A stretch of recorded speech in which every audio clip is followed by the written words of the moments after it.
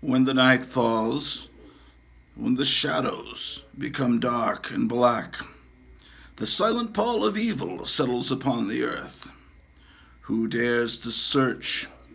Who dares to see what walks in the night? If you dare, welcome to the nightmare of Gratu Orloff. Yes, ladies and gentlemen, once again live from the Tiki Lounge here at the Gratu Orloff International Building of Trade, brought to you in color here on August the 3rd, 20 August 3rd, 2022. Yes, in the year of our Lord. Yes, it's the amazing Gratu Orloff television program, and we're going to look at some Gold Key comics and some other stuff, and have a real show a go-go, man. So let's get started. Once again, we're brought to you by Up Yours Water. Make sure you stick it to the man and drink this filth. Okay, it'll tickle your innards, man.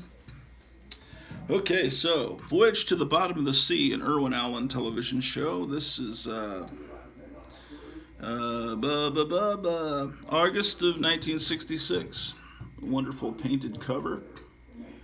This is issue number 5, apparently, because the good folks at Duncanville Books put that little sticker on there to let us know. These covers are so great.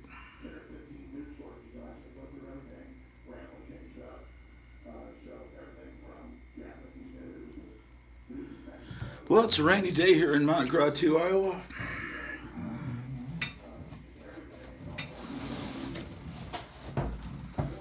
And listening to Alex Jones testifying in his trial in the other room. They're trying to bring him down. Oh shit!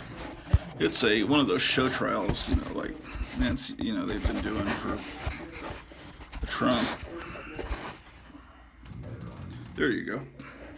You fell right over. You must be intoxicated.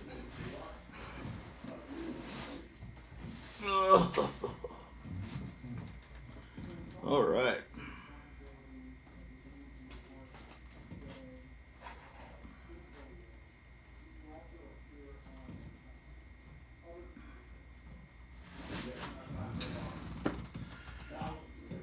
Wow. Look what I found.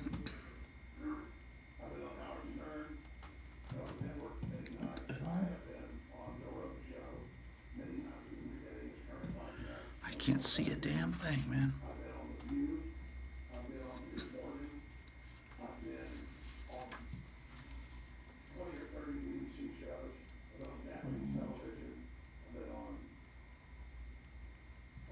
I can see that. Anyway, this is DC Comics Presents. I'm showing you Gold Key, but I got off. But it's a Whitman variant, and it's the first issue. And I don't know. I bought DC Comics Presents #1 from the General Bookstore. No, it wasn't General. It was called G. Sanders Books at the Forum 303 Mall when it came out. But this is another copy I have that's a Whitman variant. So isn't that fantastic, man? Here's a copy of Hex #7. Jonah Hex in this dystopian world of the future. But it continues to be written by Michael Fleischer. But look, he's just credited as simply Fleischer. That's odd. He's become a one-word name like Cher or Sting. Voltron Force. Yeah, Hex is good. Jonah Hex, and then this Hex series is also good, but I don't think many people really know about this series. There's some good girl art. I don't buy Star Wars comics because they suck. I mean, I used to buy the Marvel Star Wars comic when the real Star Wars movies were coming out, and it's like, what's going to happen in the second Star Wars movie that ultimately wound up being called The Empire Strikes Back? So you'd follow these comics thinking maybe this is giving me some clue as to what's going to happen, like green bunny rabbits and stuff. But it turned out that that was all. And then they put out a novel called Splinter in the Mind's Eye, and you thought, well, is this going to be what the second Star Wars movie is going to be? But anyway, sometimes I'll pick up these classic Star Wars comics because they have art by Al Williamson, and so these are okay. This is something that just makes me sick. Yeah, let's cross over Alien with Superman. That's why these modern comics of today just disgust me. But yeah, this is great. This is like looking at a really good Gold Key comic. And speaking of Gold Key comics, let's look back at some more of those here. Oh, here's Neil the Horse, number 14. This is a comic that came out. I never paid any attention to it when it was out originally, and I found this copy, I don't know, a couple of years ago, and thought maybe I'll give it a chance now that it's 30, 40 years old, and it's probably impossible to collect. But it's made to look like an old-timey comic strip, and I've yet to read it. It looks pretty good. Perhaps you can tell me down in the comments below whether what you think of it. Oh, this is not good. This is my childhood copy of this Disney comic. We were living in Germany, and I bought this there. It's Mickey Mouse. I don't know how to pronounce it in German. I think it's probably pronounced the same, but it looks like I tried to repair it with tape. Tape doesn't work well on these. It's like slick paper that the Germans use or used on comics. It's slick, but it's very thin. It's kind of like slick toilet paper, if that makes any sense. But yeah, it feels very smooth, and the colors are bright and vibrant because of that. But it's German, man.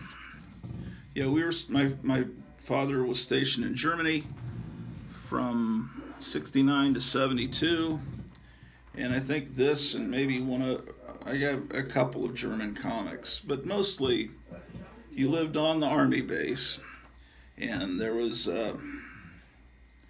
were American stores, and you had, supermarket, which is they call the commissary, and you had the PX and the movie theater, but they had a bookstore with a huge magazine, huge magazine rack, and all the comics were not in spinner racks, but were laid out like magazines. It was quite spectacular. Back in the days when people read magazines. Here's a coverless Gold Key comic I just found in this other box. It's The Twilight Zone. And see, they're not as spectacular when you see them without the covers. The covers are kind of what makes the package. It's the artwork inside's not superb. It's kind of like you have a present under the Christmas tree and it's beautifully wrapped, and you open it up and it's a pair of socks, and you think, well, I should have just never opened it because when it was wrapped, it looked so wonderful, but then what's inside is just socks, man. And sometimes that's the way it was with Gold Key. The cover is what made it. Okay, I'm just pulling some books out of this box. These are bunch of beat up comics, and like somebody ate part of this Tomb of Dracula 23. But I'm not sure if I have a copy of Tomb of Dracula 23. But this one, is So yeah, it's basically readable until such a time as I get Tomb of Dracula 23.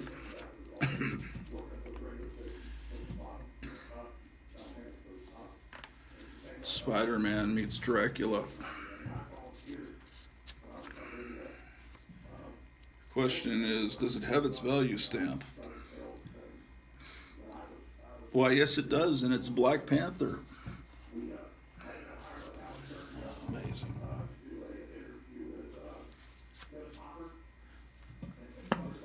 All right, well, poor old Alex Jones, man. I think he's a great guy, personally. All right, back to the Gold Key. Here's Voyage to the Bottom of the Sea, number 8.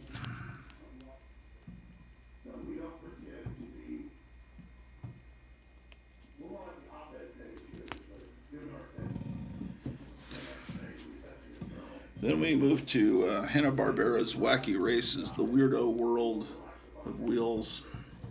I think this is kind of based on the Great Race movie, the Tony Curtis movie from the mid-'60s. But it has all these crazy... it looks a lot better than it really was. It was kind of an annoying show with a fake laugh track on it. But the design of the cars is really spectacular. I mean, all of them. The Caveman, Penelope Pit Stop. It's a much better concept than what it is actually like to watch it. Okay. First issue of Wacky Witch, which is a childhood. This is my childhood copy, and I love the Wacky Witch. I need to have a complete set of Wacky Witch. In fact, once I found another copy of that first issue in an antique mall, and so I bought that too. And I'd do it again because how often do you see Wacky Witch number 1? Never. If a comic store gets it in, they're not even going to put it out. They figure no one wants this. Just put the Marvel and DC stuff out on the floor. And that was from, let's see, when was this from? Damn. January of 71. So I guess I was 6 when that came out. Did I show you this one? I don't know. I have no idea. Okay.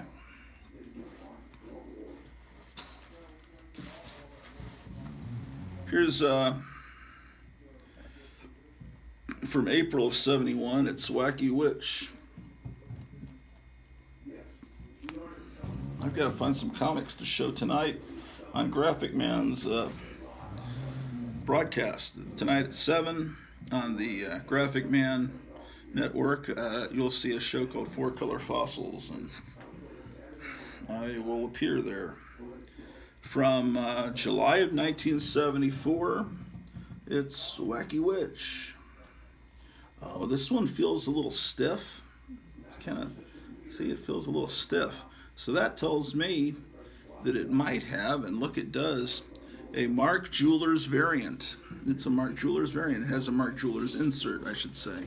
Now, these were rings that you could get because, let's say, you're stationed in Germany and you miss your sweetheart back home in Idaho, and you'd like to propose to her, but you don't have a ring. And where are you going to buy a ring? Well, you order it from this ad in Wacky Witch. So you can say, and she'll say, "Darling, where did you find this beautiful ring?" I saw it in an ad in Wacky Witch. What's Wacky Witch? It's a funny book. And then there's not a good result from that. This is from April of 74. How about that? This ghost looks like a handkerchief, man. Yeah, no, Wacky Witch is not based on any cartoon. It's a completely original creation from Gold Key. I'd like to know some history behind Wacky Witch, who created Wacky Witch. I'll never know it, but it would be nice to give you some information on that. Wacky Witch, ladies and gentlemen. And that seems to be the extent of my Wacky Witch collection, so I need to get in mycomicshop.com and see how many issues exist. What else is in here? Oh, look at this. I just mentioned the Forum 303 Mall. This mall I love from my childhood. That's long ago torn down. They used to give this little free book out at the Forum 303 Mall Theater. And this is, lets you know about the latest movies. And it's from early August of 1981, so they're obviously promoting the heavy metal movie. On the back, Escape from New York is soon coming to theaters. Those were good times.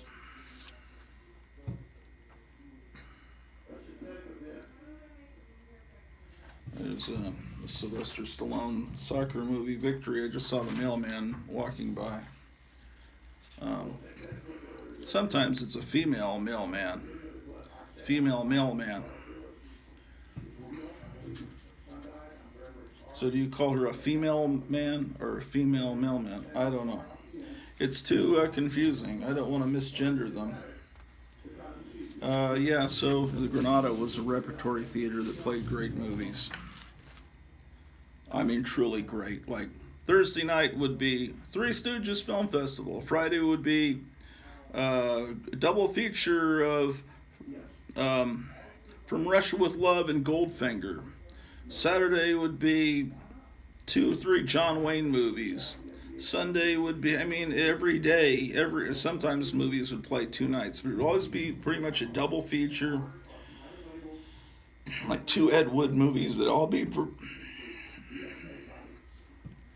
projected 35 millimeter film. And the great thing about the Granada Theater, it was an old theater from like the 40s, maybe the 30s. The guy that ran it, as I recall, his name was Bill Neal. He was a huge movie poster collector, and he also collected old movie trailers on 35 millimeter.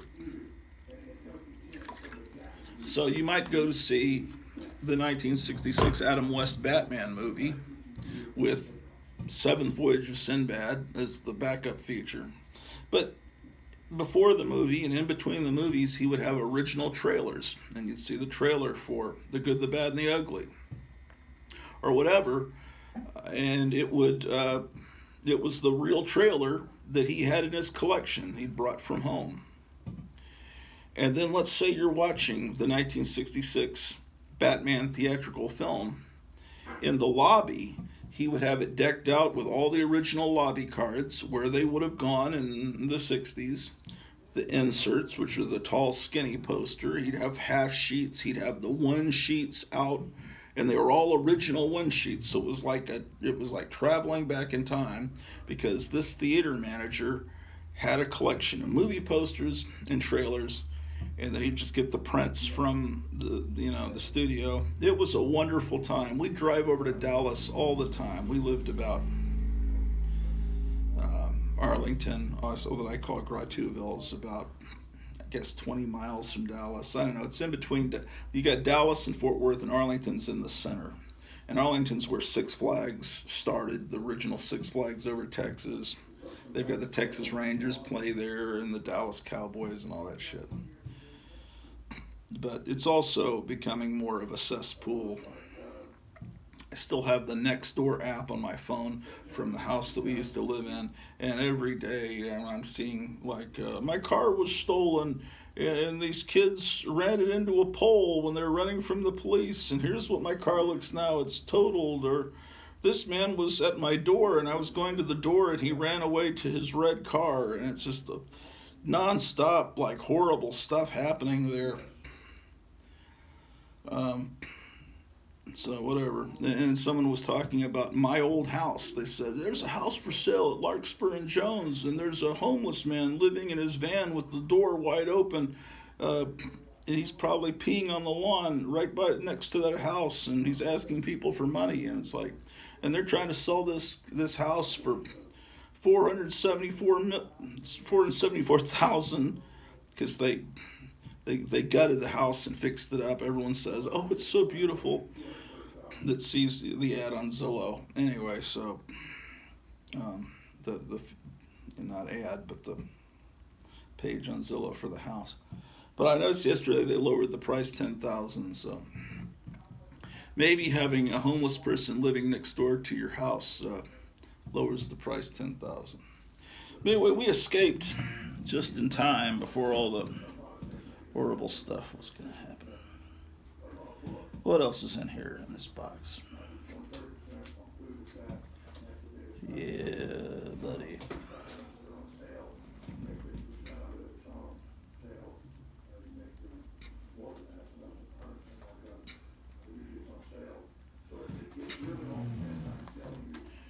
Okay.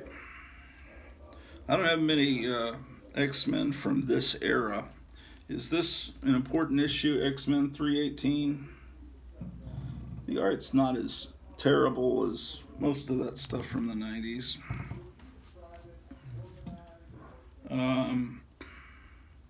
X-Men number 4, is this an important key issue? Because I've got several copies of that issue here.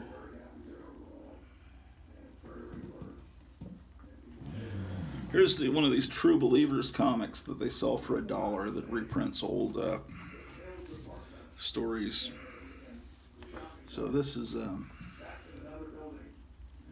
don't know if they still do these True Believers comics, do they? I'm getting distracted from the Gold Key and Dell. Here's the next Dell, it's Werewolf.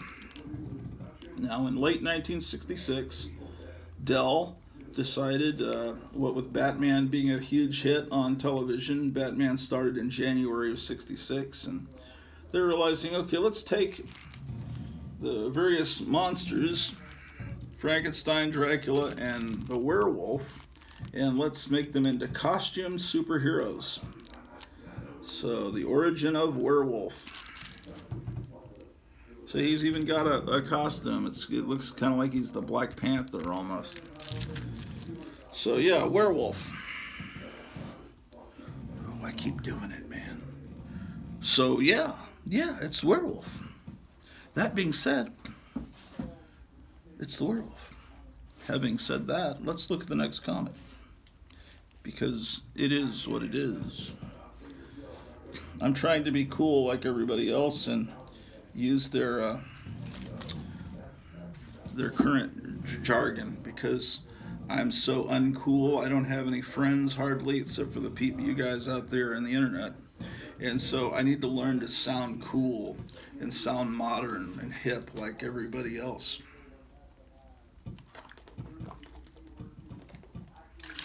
So it is what it is, man. The Wild Wild West, the wonderful TV series. It was James Bond in the Old West with extremely tight pants, which were someone involved in the production. I can't remember who was gay, and they thought that it would be really good for the lead actor, Robert Conrad, to have extremely tight pants. But anyway, so it just kind of makes him more like a superhero, I guess. But it's a great show, and I tell you, the theme song was so fantastic. There was an old reel-to-reel tape recorder that belonged to my grandfather, and it was, and my brothers got a hold of it, and then by the time it came down to me, there was just one little piece of reel-to-reel, little tiny reel, and they had recorded the Wild Wild West theme song from the TV show, from the RCA television set in our living room. And because there was no soundtrack released for this TV show back then, and that theme song is so great. And so anyway, you need to go to YouTube. Have you heard of YouTube? Type in Wild Wild West soundtrack because you will find that someone has put up hours of background music from the Wild Wild West, and it will entertain you greatly while you do whatever you do.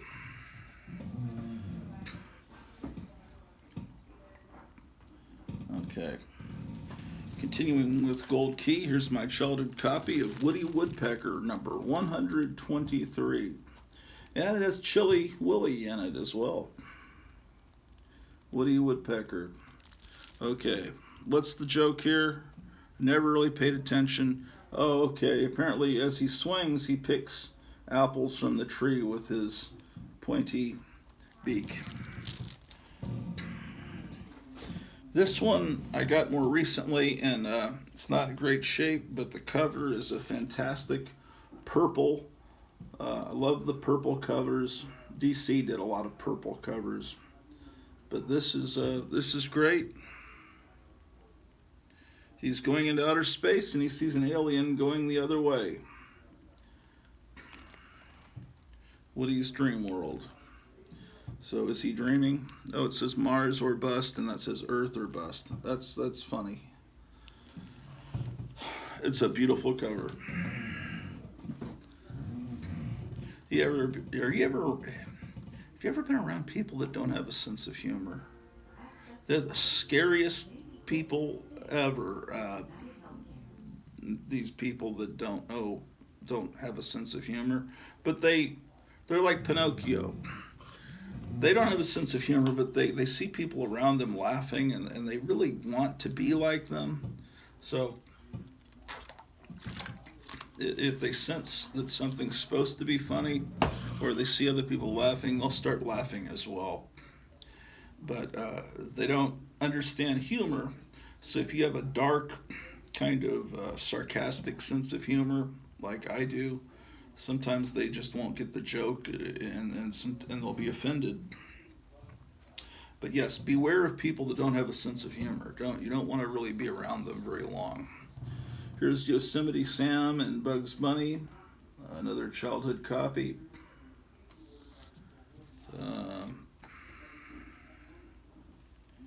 How about that?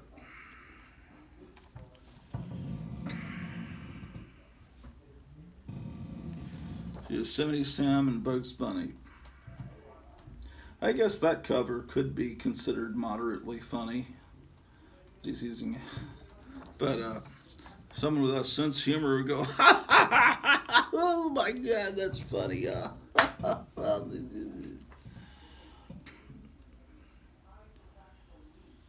Decalomania. Well, I don't know if I've got the shit sorted out with my phone or not. Let's see how long this episode goes. It'll probably cut off abruptly at some point. Here's from October of '73. Yosemite Sam and Bugs Bunny. How about that?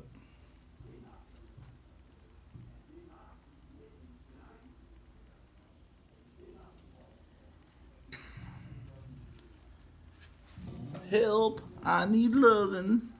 Soul, USA Drinking Team. That's a really good patch to sell to little kids. Pollution, or a Playboy bunny. War is not healthy for children and other living things. Black is beautiful. They got your Wile E. Coyote. They've got one of Flash Gordon even. It's the beginning of the nostalgia wave of the 70s where for a few years the stuff from the 30s became very cool again, and because they were selling nostalgia to people in their 40s, 50s, and the 1970s. So there was a lot of resurgence of nostalgia. Yeah, how about that? Okay. What else is in this box?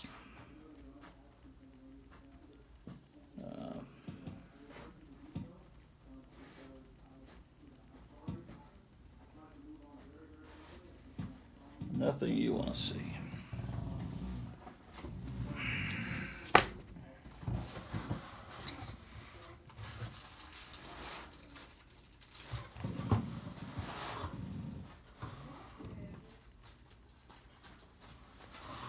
All right.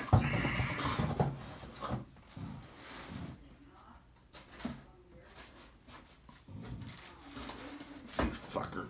You son of a bitch. Okay. All right, so we are coming to the. I think there's a few more Gold Key comics upstairs, but I'm going to look at some more. You know, you may wonder, well, you showed the Gold Key comics, but where were all the Disney comics? Well, I separated Disney out. Probably shouldn't have done that, but I did.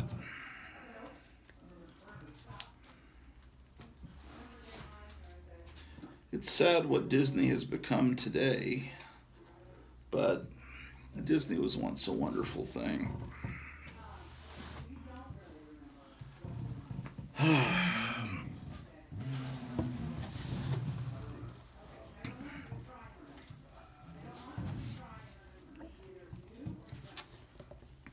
Dang it.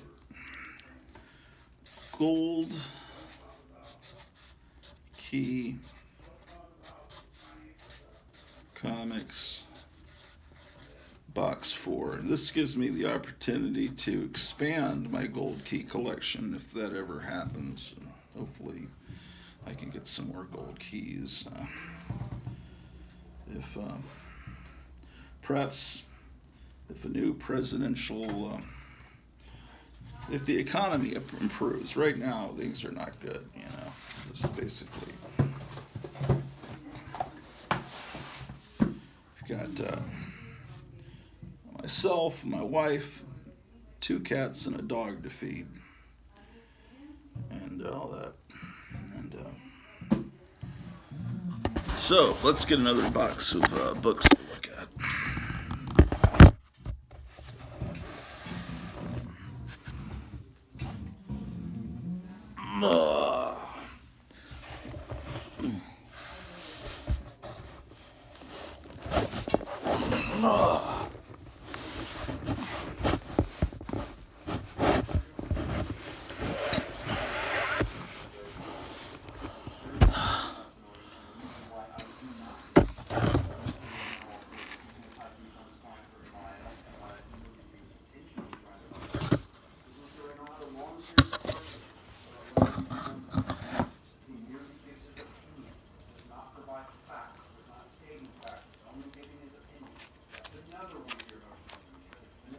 Okay.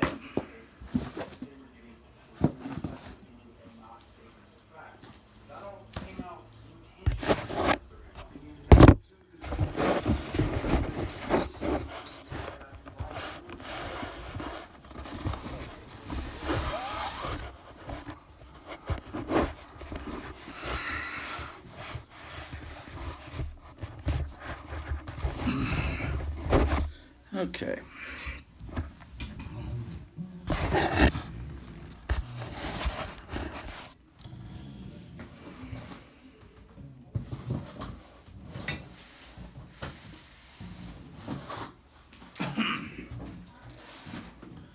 Okay.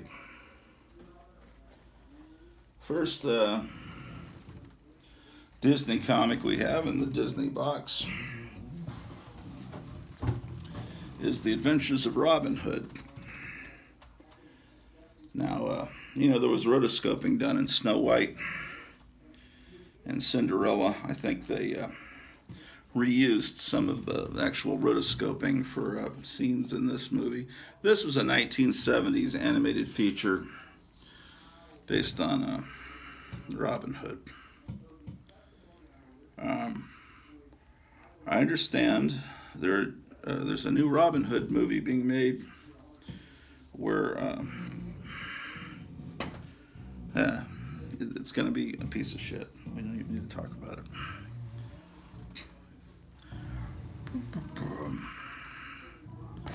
I don't want to talk about modern movies.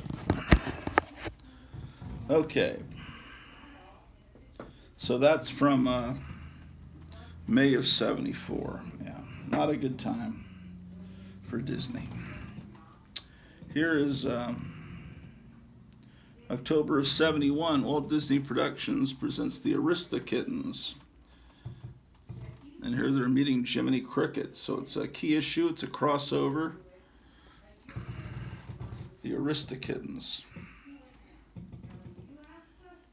Based on characters featured in the hit film The Aristocats. How about that? Wow, wow, you can own your own high-tech camera there. Here they're about to be eaten by these evil birds. Do you remember this Hawaiian Punch ad? How'd you like a nice Hawaiian Punch? Fruit juicy red? Nope, apple red, great grape, sunshine orange, lemon pink, pineapple, new very berry, sure. And then he punches him. Yeah, and he's, look, kids, earn a genuine Kennedy $50. Vote for your favorite Hawaiian Punch flavor. So all you have to do is cut a big hole out of the front cover, and you can get that Kennedy coin. All right, that brings us to the Beagle Boys. This is a Whitman variant. So I can't really tell you offhand the year and month because it's not printed there, so you have to open it up to find out. I would say this is from about 74, I'm guessing, and it's going to be around probably December 74. Let's see if I'm right. Oh man, where's the fucking date?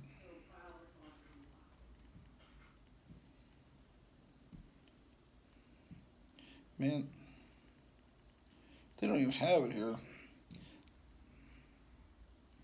Beagle Boys number 19 looks like. Anyway, it's the Beagle Boys. They're criminals. The reason I kind of guessed is this toy catalog usually was in December issues, but the December issues went on the stand 2 months before December, and that gave kids a chance to see all the toys that were available. And yeah, this is probably for Christmas of 74. I got Fat Albert and all that. And the SSP racers. Yeah, see, it says class of 74. This could be actually December of 73. It's a 20-cent comic. It feels a lot thicker than a 20-cent comic because they have this advertising supplement. But yeah, just page after the wonderful Smash Up Derby and all this cool stuff that you could get.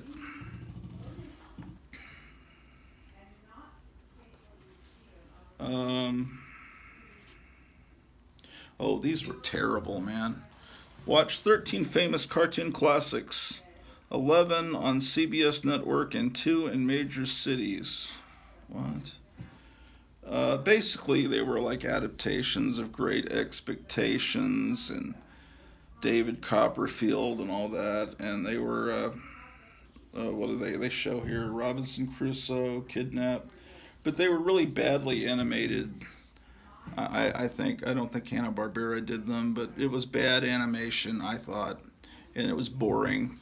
And but Kenner sponsored these little cartoon movies. I remember those being quite offensively bad. Now, if I was to say, what kind of dog is that? First of all, you say, is that a dog or is that a bear that's been shaved? I mean, the only thing that makes it look like it's not human is the nose, right? But it says they're beagles. But I could take the camera in the other room and show you a beagle. Drusilla, our dog, does not have, the beagles have floppy ears. I mean, like, Snoopy. So this is whoever has created the Beagle Boys, I don't think had ever seen a true beagle. This is a childhood copy from April of 74.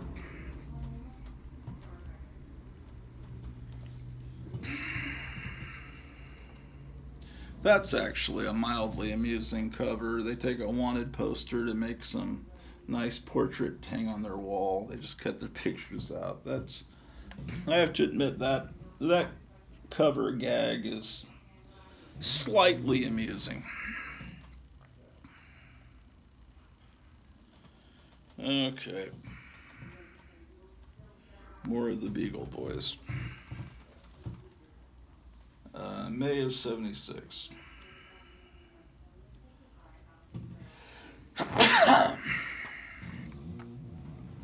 I'm trying to avoid getting sick.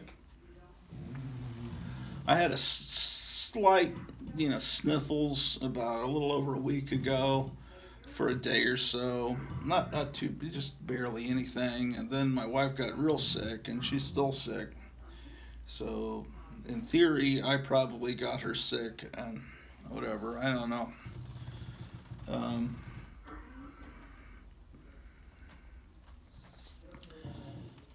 Who knows?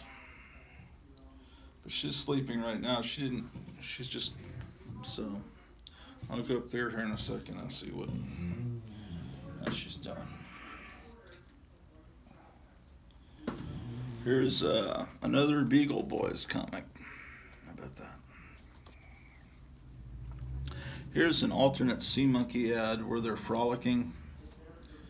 The sea monkeys look like nude people. And you can have them in a little aquarium in your own home. Actually, brine shrimp. They don't look anything like that. Here's a coverless Chip and Dale. I understand that the Disney Plus streaming channel made a Chip and Dale feature film that's really kind of twisted. They have R. Crumb's Mr. Natural appear in one scene, and I think they're trying to do like one of these really self-aware kind of hip Who Framed Roger Rabbit kind of things, because they have Peter Pan appear, and he's a drunken old guy, but it's the Peter Pan from the 50s Disney movie. And people said that's really not cool, because the actor that did the voice for Peter Pan in the original, 1953 cartoon film, became that in real life, like a drunk. And so they said that's not really cool to be doing that. Well, why would you do that to Peter Pan anyway? What the fuck do you think you're doing? Everybody's just so intent on destroying and bringing our whole society and culture down. It's all Marxism. You change the language, you knock the statues down. It's all part of. But I think people are becoming aware of their schemes. They're trying to provoke Cuban Missile Crisis kind of scare event right now. That's what they're doing right now. That's why Nancy Pelosi insisted on going over there and creating those provocations. It's all so ridiculous. Here's the other. This is the more traditional Sea Monkey ad. How about that? The smell of those old comics. It smells great. Here's Donald Duck from. Damn it. September of 1972. One of the last of the 15-cent comics. Donald Duck, the Gold Mine Rooster Race. This is a childhood copy. I've always loved this cover. I'm sure it's a reprint from an older issue. This is Donald Duck 142 from March of 72. Yeah.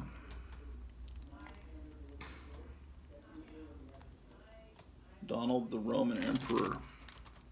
Oh wow, what amazing things happen when Donald finds the magical siren's whistle. Oh wow, I can't wait to find out.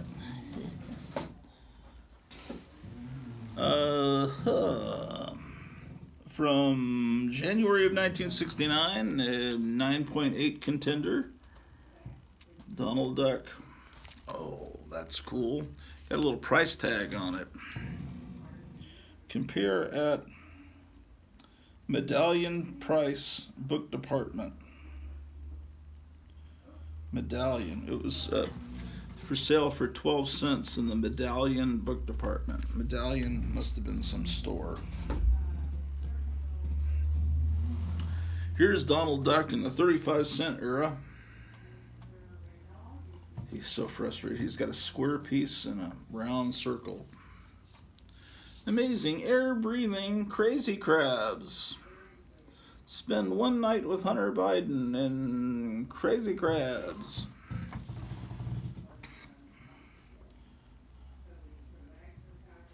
Crabs on Crack. Yeah, that's the Peter Pan, the way he was in his youth before he became an alcoholic, according to Disney Plus. Here are your amazing Star Wars watches. Be the first to own the official Star Wars watch and be beaten up on the playground. Watches shown actual size, adult and junior models, Swiss-made, anti-magnetic, precision movement, unbreakable mainspring, durable vinyl band. Adult size 1975 and junior size 1675. How about that? Star Wars watches. What's on the face of these Star Wars watches? Let me see. Well, it says Star Wars, and I can't really tell. I guess it's various spaceships. Is that what it's showing? I can't really tell. It's probably like pictures of cows. Imagine it says Star Wars, and it's just cows. Here's the Star Trek page. Inside Star Trek II, 1978. Star Trek II's official national fan club. What? When did this come out? July of 78. I guess they're calling Star Trek the motion picture Star Trek II. That's odd. Oh well.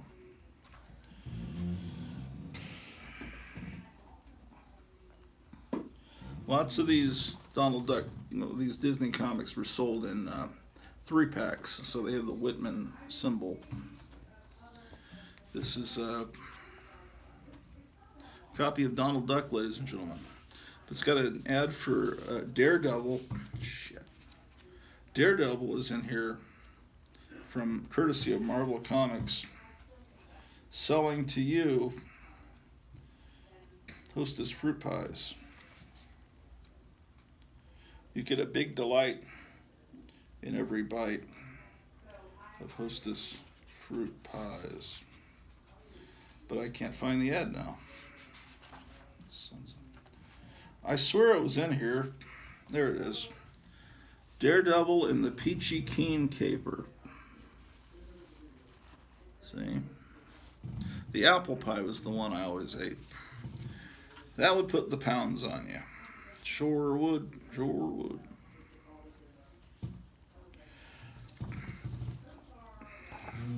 May the force be with you. Buy these t-shirts and all that crap. It looks like I have 2 copies of that issue. Here's one in shitty condition.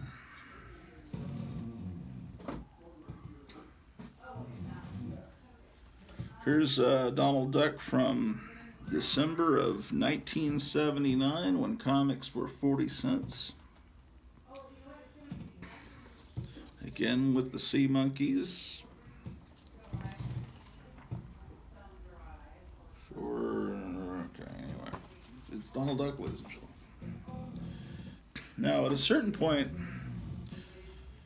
Disney took over their own comic line, and they called it Gladstone. And so they continued on with the numbering. So this is Donald Duck 281. Now this cover is really cool. It's got an old comic strip there. Yeah, their covers were great. They're probably just reprints of old Golden Age covers. I've got 2 copies of that particular issue. So that's cool looking. I take it back. I have 3 copies of that.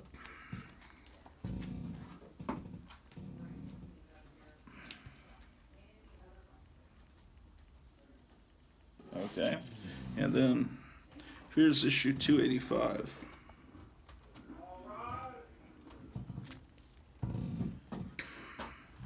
Now, there was this other comic called Donald Duck Adventures. Here's number 7. The artwork on the covers is generally a little bit better than what you saw on the Gold Key covers. This cover is really pretty neat. Donald Duck Adventures number 29 in Darkest Africa. That to me is pretty neat.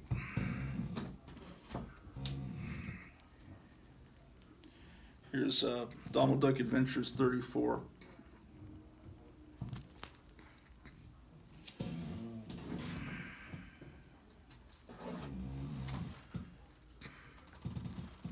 Um, 27.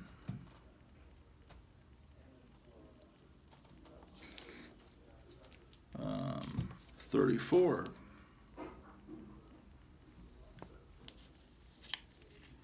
Oh, this one I really like the cover here. 35, where Donald Duck is dreaming of being ravaged by duck mermaids. Really like that.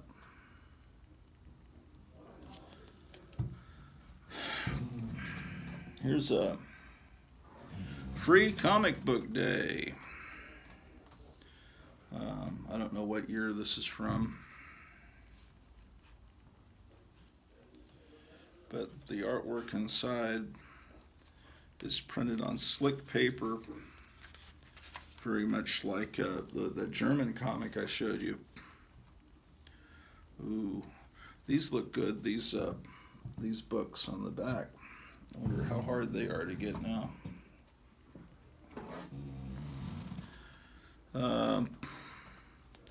It's Bats, man. I would assume this is probably from about 1989, and the Batman Michael Keaton movie had just come out, and that's probably why they do the little Bats man joke. Donald Duck Adventures number 10. I don't think these are in order. Donald Duck Adventures, The Head of Kama Sutra, Ramaputra, 12. That's a pretty good cover.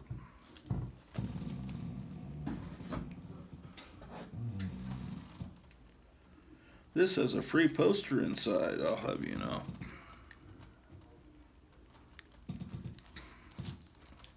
Here's 22, The Pixelated Parrot.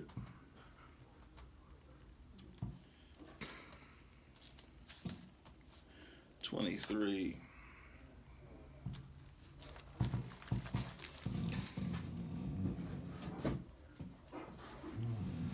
I got a lot of these fucking things. Wait, if that was 23, how is this 23?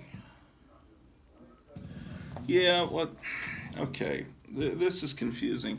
There was this one done by Gladstone, and this is a $1.50, and then this one, I don't know, it's also Donald Duck Adventures, it's also $1.50, and they both have the same number, 23. That's the kind of thing that really is discouraging.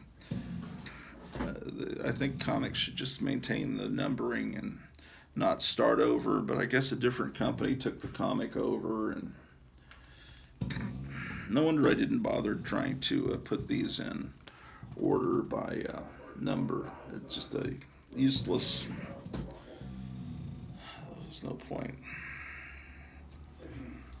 Here's 39, that's a really cool cover. Here's 40.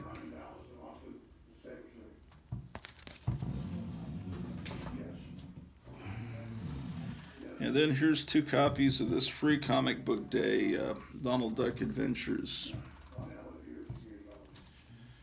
This is free copy from Lone Star Comics. Oh, this is cool. If you flip it over, it's like a vintage cover. Sorry. That's pretty neat. And the artwork inside is classic vintage art. It's not newly done. So that's a pretty good deal for that comic to be free. Here's a 15-cent gold key, April 1972, Mickey Mouse and Goofy. This is my childhood copy.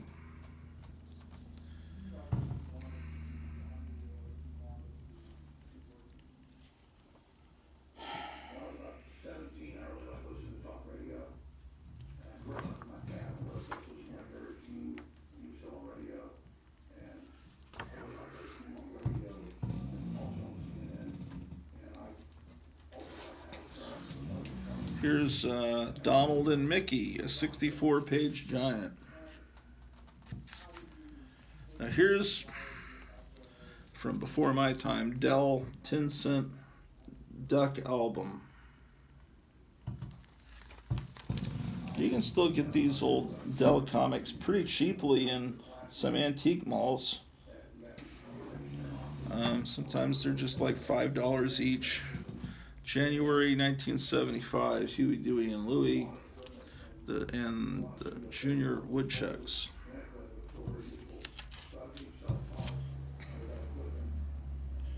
This is kind of beat up Whitman.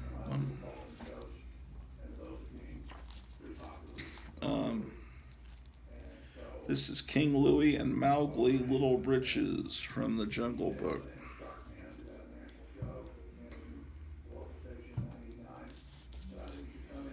And then a 10-cent Mickey Mouse.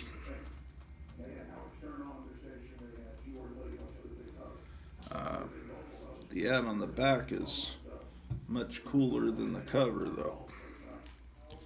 Yeah, we're definitely in the 50s here. Oh, man.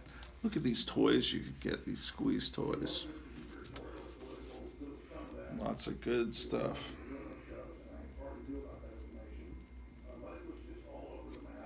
Yeah, it's a comic book, ladies and gentlemen.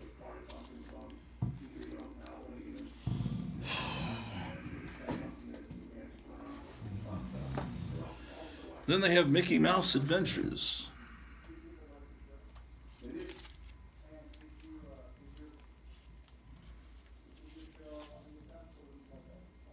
They're doing a kind of a Marvel thing with these little text boxes. Mickey Mouse Adventures number 5. This is quite nice artwork.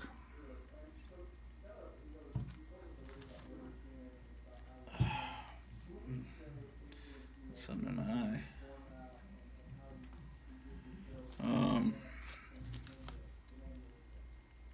With a copy of that. Here's Mickey Mouse Adventures number 8. And then there's this Moby Duck character. I don't think he was ever in a cartoon. By the way, I was talking about Space Mouse yesterday and thinking he was never in a cartoon. I looked it up on Wikipedia, and there's apparently one cartoon that has Space Mouse in it, but I can't find any. I can't locate it. Usually YouTube has just about every vintage cartoon known to man on it.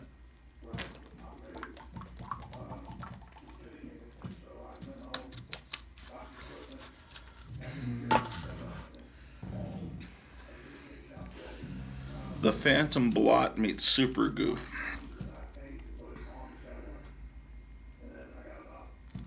Okay. And that is from April of 65. That's my birth month, but this would not have been on the stands, as I've been telling you. The ones that were dated June of 65 would be the ones that were actually on the stands when I was born. Well, here's Scamp. believe this is my childhood copy. Um, Scamp is the child of Lady and the Tramp. And James Gunn, believe it or not, is a big fan of Scamp. Um, so James Gunn, I thought was great. He really let me down with all his stupid Twitter. Those jokes weren't even funny. Um, um, Alex Jones is in the other room. He's telling the whole story of his career to these people. They want to know, how did you become famous? And um, he was saying that he listened to Larry King, and as a kid, his dad was always listening to Larry King, but on the radio. But he said he really fell in love with Howard Stern in the early '90s when he was syndicated to Dallas, and I did too. It's hard to believe what he's like now, but he was great then, and he was really, the humor was really funny, and he was a big comic person too. Somehow he sold out, but why am I talking about Howard Stern?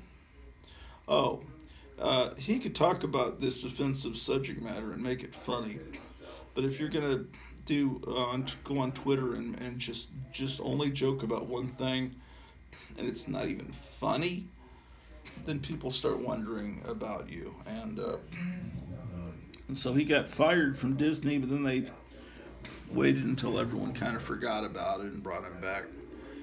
And his movies, I mean, he has a good sensibility. He makes good comic book movies. Sometimes his humor goes too far. He likes to have, close-ups of penises and stuff in his movies, and guys' butts. But for the most part, he can make a movie that feels like a comic book. Just don't like, this has got a really nice, slick, great feel with the cover gloss and everything. You probably have no interest in looking at Scamp, but I think it's wonderful. Looks like I've got 2 copies of that issue of Scamp. This one, not in as good a shape. Yeah, I love Scamp, man. Scamp is cool. Look at it. Look at Scamp. What does that say there? 50 happy years. 50th anniversary of Disney, I guess. Okay, Spin and Marty. That was a serial on the Mickey Mouse Club. They also had the Hardy Boys, and I don't remember what else. I mean, I was seeing Mickey Mouse Club in around 1974. About 20 years after it had been on TV originally, they brought Mickey Mouse Club back and put it on daily on. I remember I watched it in San Antonio when I was in 4th grade, and it had. It seemed like it was from a whole nother planet, because the world has changed so much since the mid 50s to the mid 70s. This is Super Goof Meets the Unpunchables. This is my childhood copy as well. Yeah. Mad Magazine, or Mad, the EC comic book, before it turned into a magazine, under with the writing of Harvey Kurtzman, he really tore apart Goofy, and that the whole premise of all the characters in Walt Disney comics all wear gloves. Even cows wear gloves, and then if you didn't wear your glove, they'd haul you away. Like if you didn't wear this over the last 2 years, you were in trouble. Well, if you don't wear your gloves in the Disney, because they did a parody called Mickey Rodent. And but anyway, it was all pointed out. Pluto was very upset, and he would talk with these little he'd have little pieces of cardboard with words printed on it, because he couldn't talk, and he was saying, well, I'm a dog and Goofy is a dog. Why is it he can walk on 2 legs and can talk and drive a car? Why is it I'm mute and I walk on 4 legs? Yeah, in fact, I think Mickey Mouse's dog was Pluto, and I think they lived next door, if I'm not mistaken, to Goofy, who is a dog that actually owns a house and all that. The Harvey Kurtzman was able to see any inconsistency in anything, and then poke holes in it and just take the piss out of it, as they say in England. Oh boy, yeah. I'm sure a lot of little boys reading Super Goof saw this and got out a magnifying glass from a kitchen drawer and we're looking real carefully at Raquel Welch. And these posters you can get. Yeah, there's 3 Raquel Welch posters, and who else? Usually there's a Bridget Bardot one. You get a Frankenstein one. Personality posters. There was a little budding artist. That's pretty good. That was not me. Let's see. Super Goof. Oh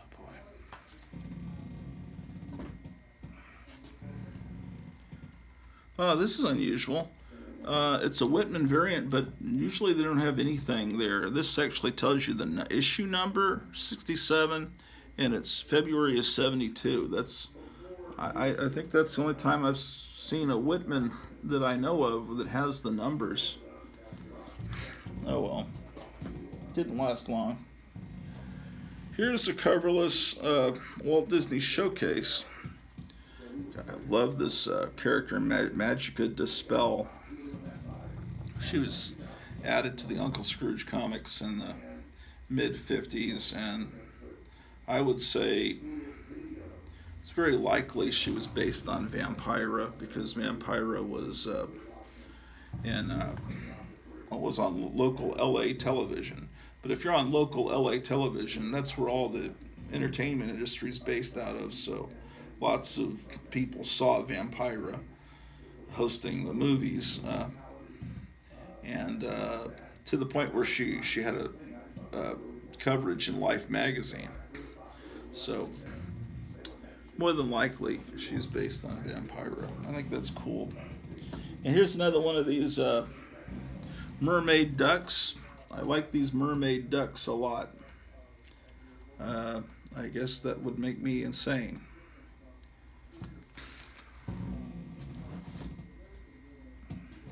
Let's see if this episode will go past an hour and 9 minutes. The last several broadcasts, I can't go past an hour and 9 minutes. But I think maybe some space was freed up on my phone. And we'll see how far I can go. Because maybe I can show you some Monster Times. I just found a box filled with Monster Times magazine, or newspaper. Here's 2 copies of this.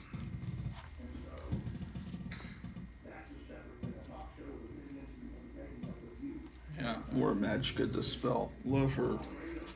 Yeah, this Uncle Scrooge comic is top notch. And then when they reprint Carl Barks art, that's amazing. Okay. See, I was born at the wrong time period. I'm not showing you the really great Disney comics. Those came out decades before this. And, and some of these reprint the old stuff. But, I did what I could. I loved Uncle Scrooge. I got the comics even if they were reprints.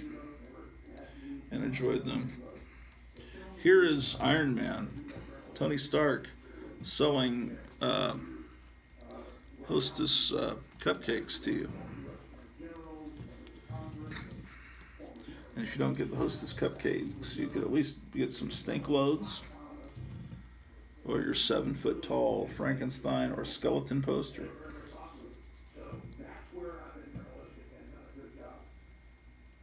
Or you can make counterfeit money.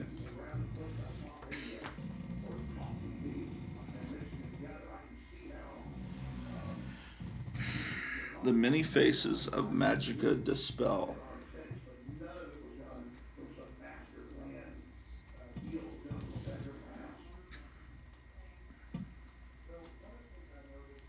What do you think Beaver Patrol meant? There was a record in the 60s called Beaver Patrol. Um, but yeah, yeah, it's like you read. This is a comic aimed at kids, but why are you selling a beaver? Or oh, here's Mr. Natural appearing in a Disney comic, much like he did in the Chip and Dale film. That I haven't seen that yet. I'm with stupid. Okay. I don't think Uncle Scrooge would do anything that degrading to get a few coins. I just don't think so. This is when Gold Key tried to do this science fiction comic with stories by Isaac Asimov, Van Gogh, Theodore Sturgeon, John W. Campbell, Larry Niven, Paul Anderson, Anne McCaffrey, and they tried to up their game with slightly better artwork and stories based on these science fiction writers, and they were trying to sell it to a slightly older crowd. But they're still advertising it in Uncle Scrooge. But oh, I went to an hour and 11 minutes. Maybe I've figured out the problem. Okay, here's Uncle Scrooge, 30 cents. Looks like an older comic just because it reprints an old cover. But it's from May of 1977. Here's Captain Marvel, the first Marvel Captain Marvel that was a guy, Marvel, as opposed to the Captain Marvel that you see today in the Marvel Cinematic Universe.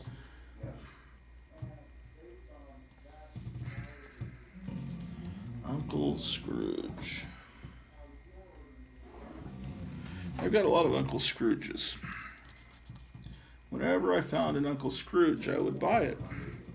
Now this, I have a childhood copy of this with this cover, but it's a pink background and not a blue one from the early 70s. So this is a reprint, and it's an older story, and it was a reprint when I first bought it. But this is just fantastic stuff. So they were reprinting these old stories in the late 70s and early 80s, and I remember I would buy these at, this is 1978. I would buy them at Lone Star Comics. Oh wait. So I have two copies of this one apparently.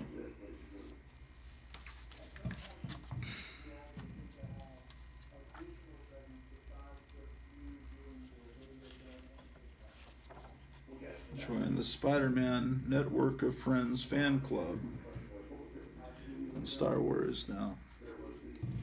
This must mean that the TV show was on the air. Yes, 78. People thought that the TV show was going to be a big hit, but it was a turd. A turd in the punch bowl. Here's Thor selling Hostess ding dongs. Yes, the food of the Norse gods, Hostess ding dongs.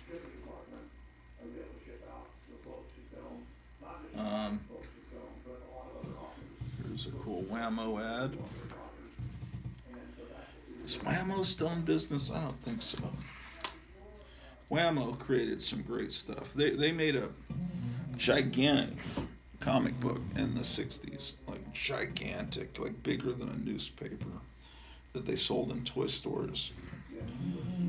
I've never seen one in real life. They even advertised it on television like it was a toy. You can see the ads for the Whammo giant comics on YouTube.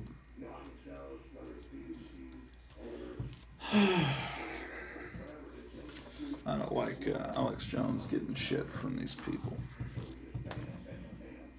Okay. September of 1978. November of 78.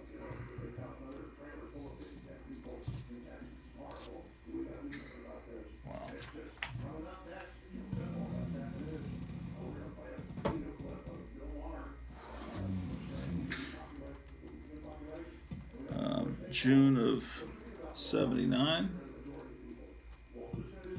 What is he doing? Oh, he's making a salad of money. Is he a mental patient? What's wrong with him, man?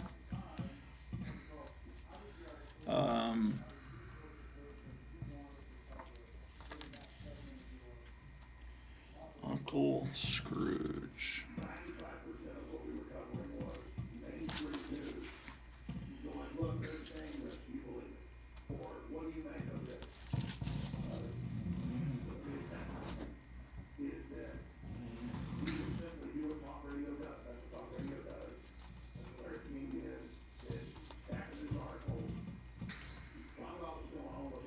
Here's from December of 1979. Now, then Uncle Scrooge and the Disney stuff left Gold Key, and then this company Gladstone, which was a Disney company, started reprinting old stories. Let's see, they're reprinting the old Carl Barks art, and so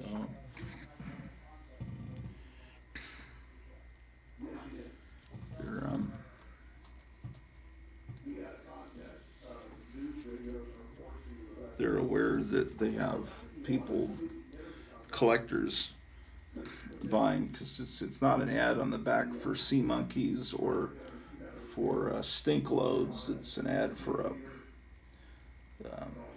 reprints, of classic stuff. So they knew they had something.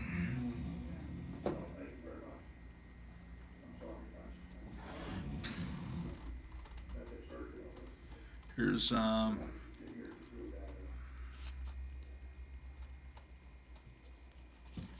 then these Dynabrite comics were an experiment from Gold Key or Whitman to put out comics with a cardboard cover and really super brightly printed comics on this nicer paper. And these could be sold in places where comic books weren't normally sold, where they sold coloring books and toy stores, whatever. I was showing you some Star Trek ones yesterday in the last episode. Here's Uncle Scrooge Adventures 25. There was a cartoon, I think in the 90s, called DuckTales. I don't think I ever watched it because I just figured it would be terrible because I hate everything made today. Of course, the 90s aren't today anymore. My wife watched it. She loved it. I don't know. I guess that's how a lot of people that didn't read comics were first exposed to Uncle Scrooge. I guess I should watch it and see, because I think it adapted the Carl Barks stories, and I don't know why I didn't give it a chance. Looks like I have 2 copies of 266. And here's 267. So I have 2 copies of that. Ooh, this is a nice cover. 276. Oh, this is a nice one too. 280.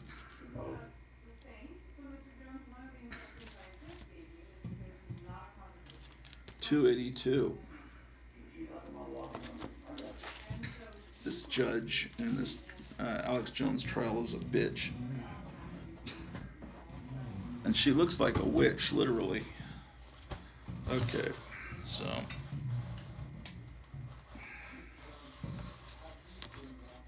Disney Comics, Box 1. Yeah, I'm gradually building back better here. I'm getting everything organized, or attempting to.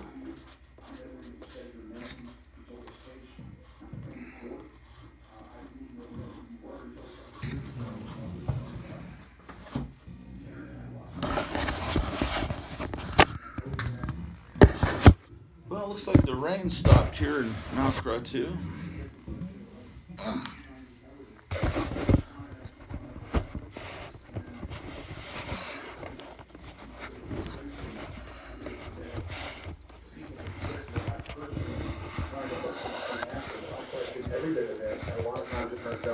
stuff, and I told the truth. And a perfect example Okay. is today where they play a 30 or a 1 minute clip. I just done that this morning. I knew that I said I believe that. Now let's look at a few more Disney comics and then we'll move on to something that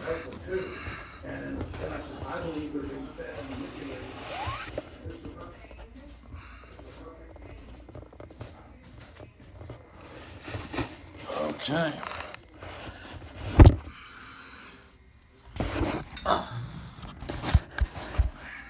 Okay.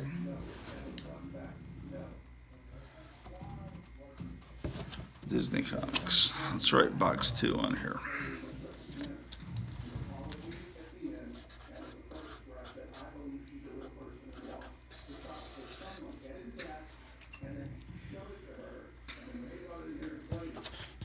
Box 2. All right.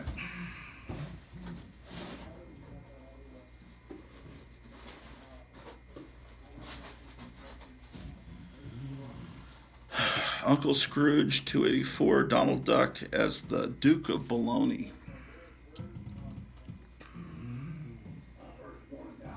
Oh, look at this cover. Uncle Scrooge Adventures 19. It's a time travel cover.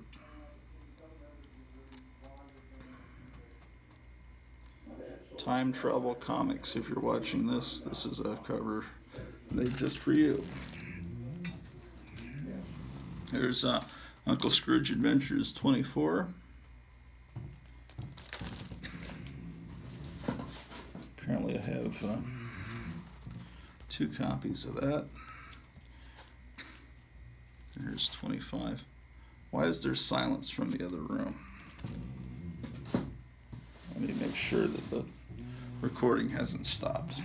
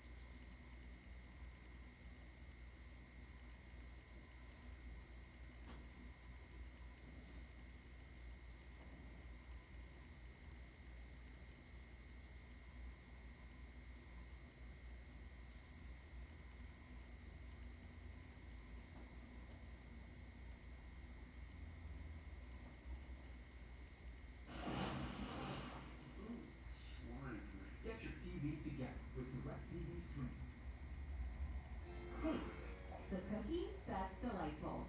Enjoy the thin, crispy, and buttery.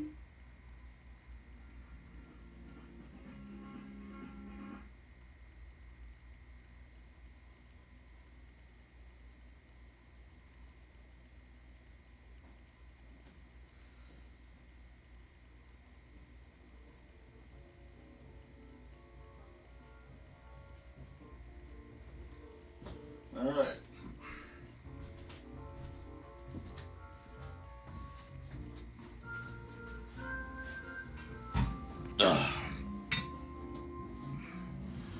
Walt Disney Comics and Stories. This is in shitty shape. It's a 10-cent 50s comic.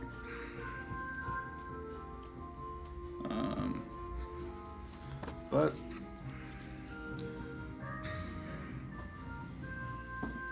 now this Walt Disney's Comics and Stories from January of '65.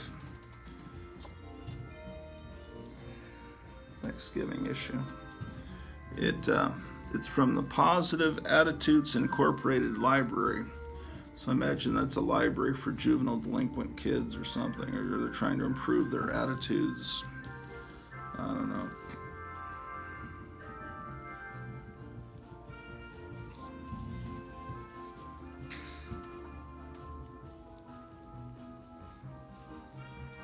The Witch and Beelzebub the Broom Pluto blasts off. Okay, so the witch is the hero of that story, apparently.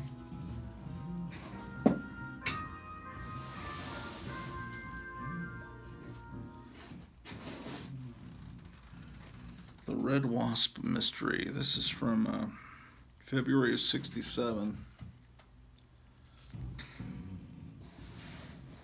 Maybe I should put these with Christmas comics.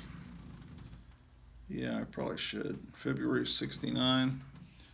Yeah, because I've got a box of Christmas comics upstairs. I'm going to pull these two. This is from July of '71.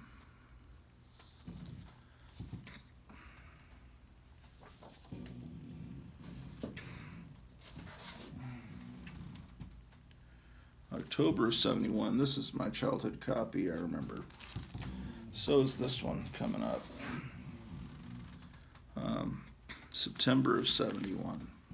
So these are some of my earliest comics there. I think this one is too. This is March of '74.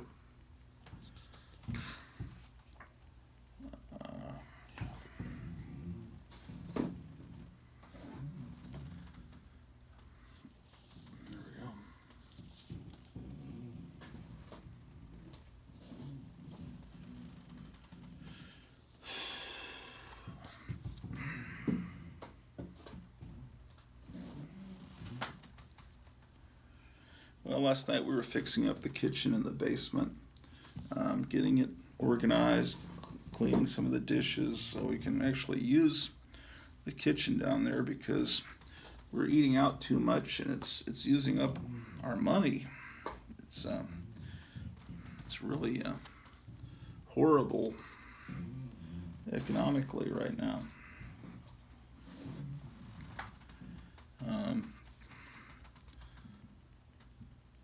I'm just showing you what I've got here.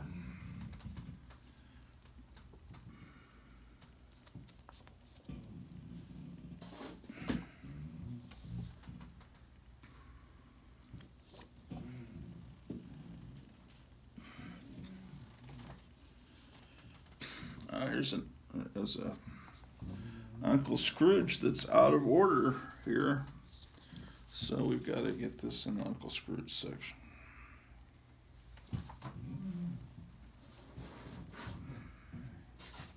And then here's another copy of that issue. So let's fix this. The sun's coming out a little bit. I think that may be the end of the rain. It was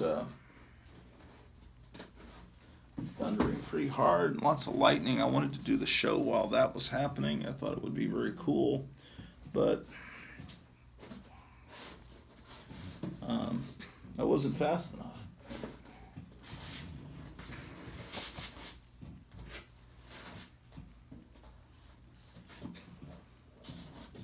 And then there's the more modern Walt Disney's comics and stories that were done after the Gold Key era.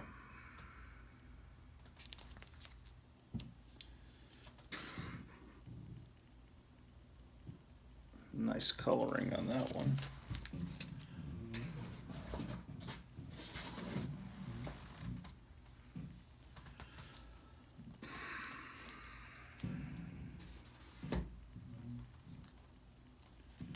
See that this is all because of this is all Putin's fault, the climate change. I know it's true because I heard it on CNN and they would never lie to me.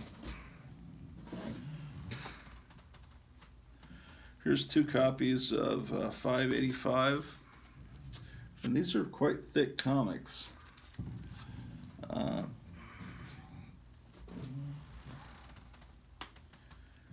588.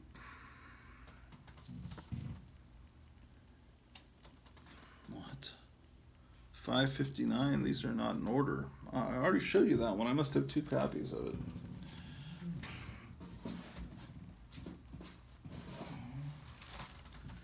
Magica's Missin' Magic, 591. Now this is a gorgeous cover course, it's got a horrible UPC code sticker on it, but this is a classic cover from the golden age that they reprinted. And see, the artwork inside is that wonderful art from the 50s, possibly 40s.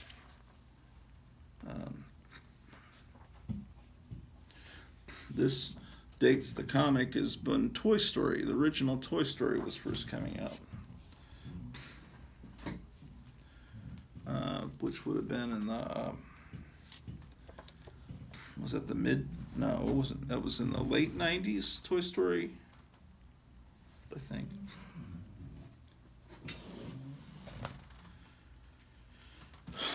$5.78, $5.54. I ought to be looking at Harvey Comics. I don't know.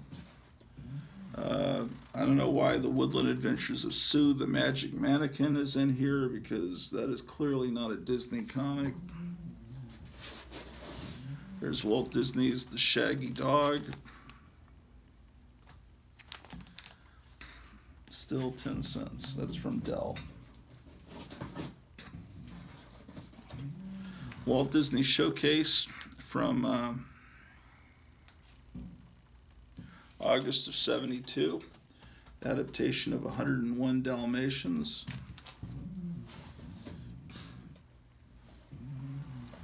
Here's my childhood, that was a childhood copy, so is this one, the adaptation of Bed Knobs and Broomsticks from January of '72.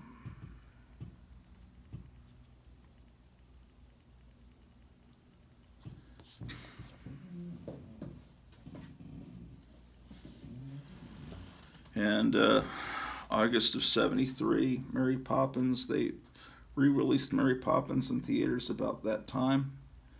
And I remember seeing it, and I really fell in love with that movie.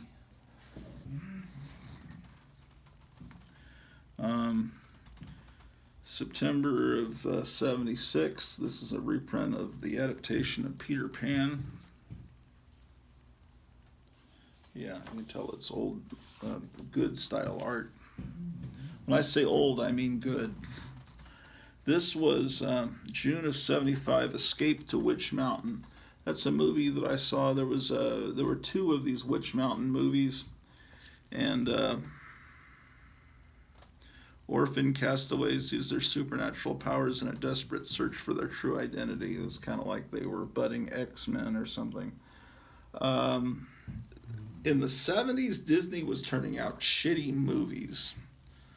Disney had passed away, and they had kind of lost their direction, but this movie was pretty good. But it seems like it was stuff like the Apple Dumpling Gang and stuff. It was just like, well, it's a Disney movie, so we'll take the kids, drop them off there. This is February '75. Island at the Top of the World. Had a really cool design for the logo of the movie. I don't know if I saw this movie or not.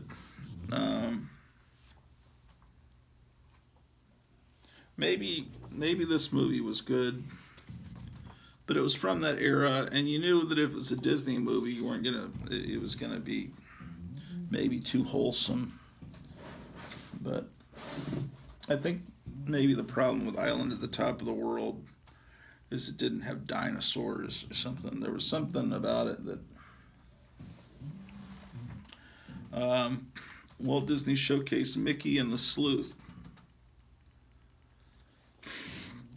And then Disney tried to, I think it was their first PG rated movie, or maybe it was The Black Cauldron.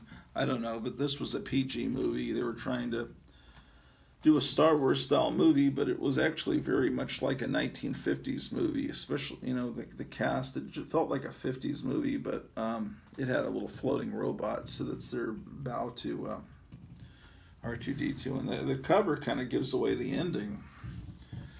I think the black hole actually was an entrance into hell, is my understanding of it, at least. I guess I'm spoiling the movie, sorry. Anyway, this is the adaptation for The Black Hole. And I think there was another issue of this that's really rare or something. It seemed like everyone was talking about that on Four Color Fossils. Here's Gyro Gearloose, who's a character I think that was created exclusively for the comics. Like that Moby Duck, I don't think he ever existed in any animated film. But anyway, here's what the Beagle Boys looked like back in the old days. And then there's a random Uncle Scrooge comic that is in the wrong place. So that's probably pretty boring looking at the Disney comics, but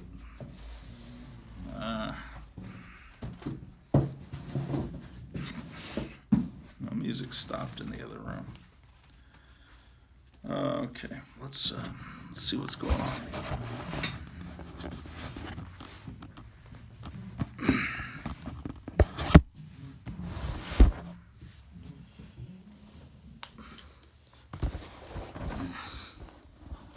Okay, so we've looked at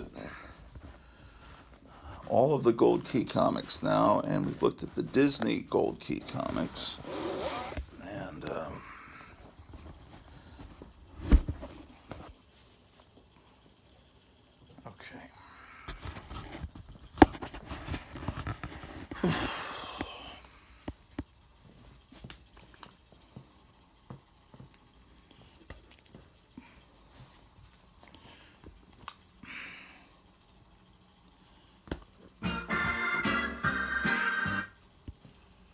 Let's see what's going on YouTube. Oh, Wanted it to stop. And I didn't want to cause them any more pain. And it was also causing my family a lot of problems. And so I wanted it to stop. okay. People that have hijacked. This is live. Today's trial. What I was recording earlier was yesterday's trial. So let me put a disc in and record this. I'm going to back it up to where it started.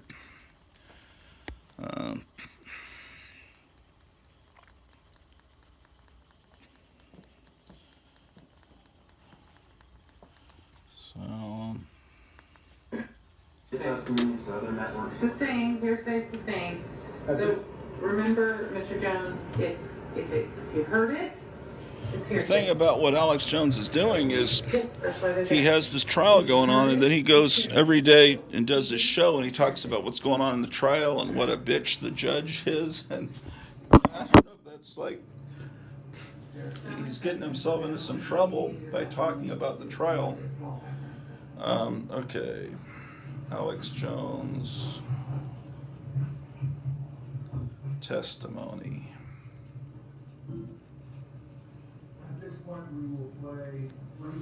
All right, so I've labeled the disc Alex Jones testimony. And then this disc I'm about to put in, I'll label it Alex Jones testimony 2.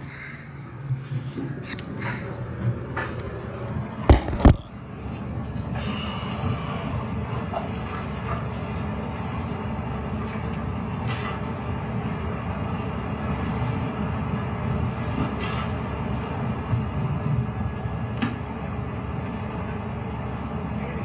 Didn't happen. When I explained to her both sides of it, and I explained that I only had the base. I'm sorry, I just tried to get one more. Sure.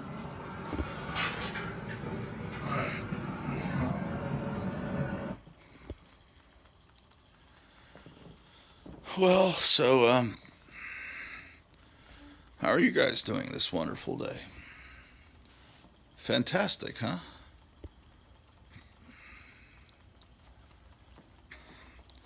This Roku remote used to let you rewind on the, really quickly if you held it down. But now, well, I guess it still does. Well, for a while it wasn't, but okay.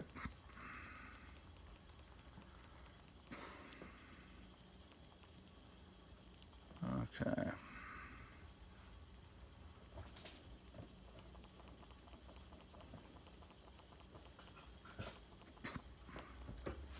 All right.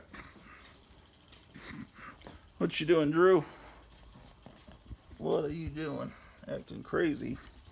All right. So. He pushed me over the edge, saying, "No, it is staged," and I really just believed him. Now I think he was wrong. I'm still trying to get all of this stuff here organized and taken upstairs. Oh shit! Where are those monster times? I saw them. I really didn't go off a lot off his Samuel stuff because I didn't read his book. His book, No Love God, Samuel, which I don't believe. And here they are. we kind of had a falling out because if he got a little more out at 9/11, he was thinking that they used space-based weapons to disintegrate towers. I thought that was a little too much.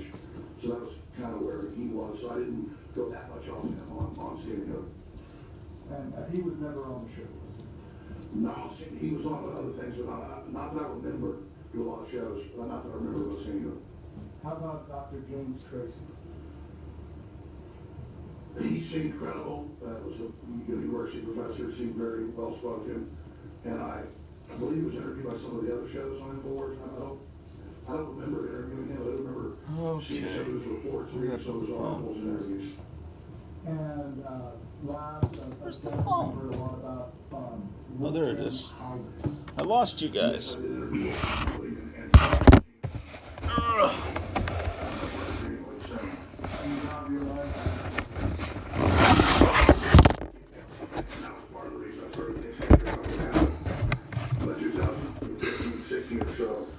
Okay. First, I thought that the children probably actually died, but there might be some involvement by some nefarious groups. It's hard to believe that Adam Lanza would do all that. It just seems so incredible.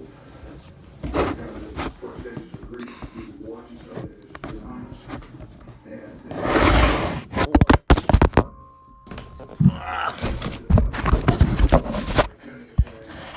We're still recording, great.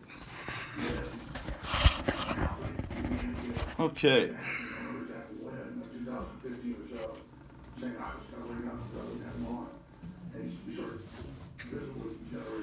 Okay. What's in this box? Let's rewind and talk about Huh. December 14th. Interesting. The day that Kinds of neat stuff. Here's they reprinted these EC books there for a while in this format, which is oversized. It's the size of a magazine. I forgot about this. Anybody would have just shocked, especially have children. I, of course, already had 3 children then, that something like that could happen, and that somebody could do something like that. Yeah, this is, And it's just that it was possible.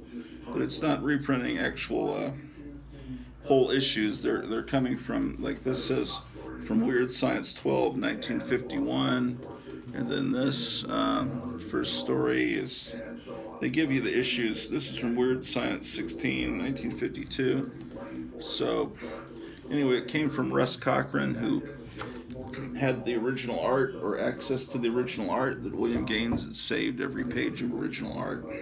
So this is a cool thing that's in this box.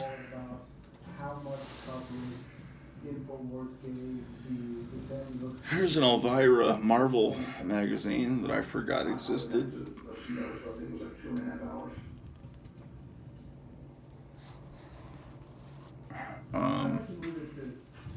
So it's an adaptation of the feature film, and the artwork is, who did this artwork? What was going on in 2013? Pencils by Ernie Colon, inks by Romeo Tang Hall.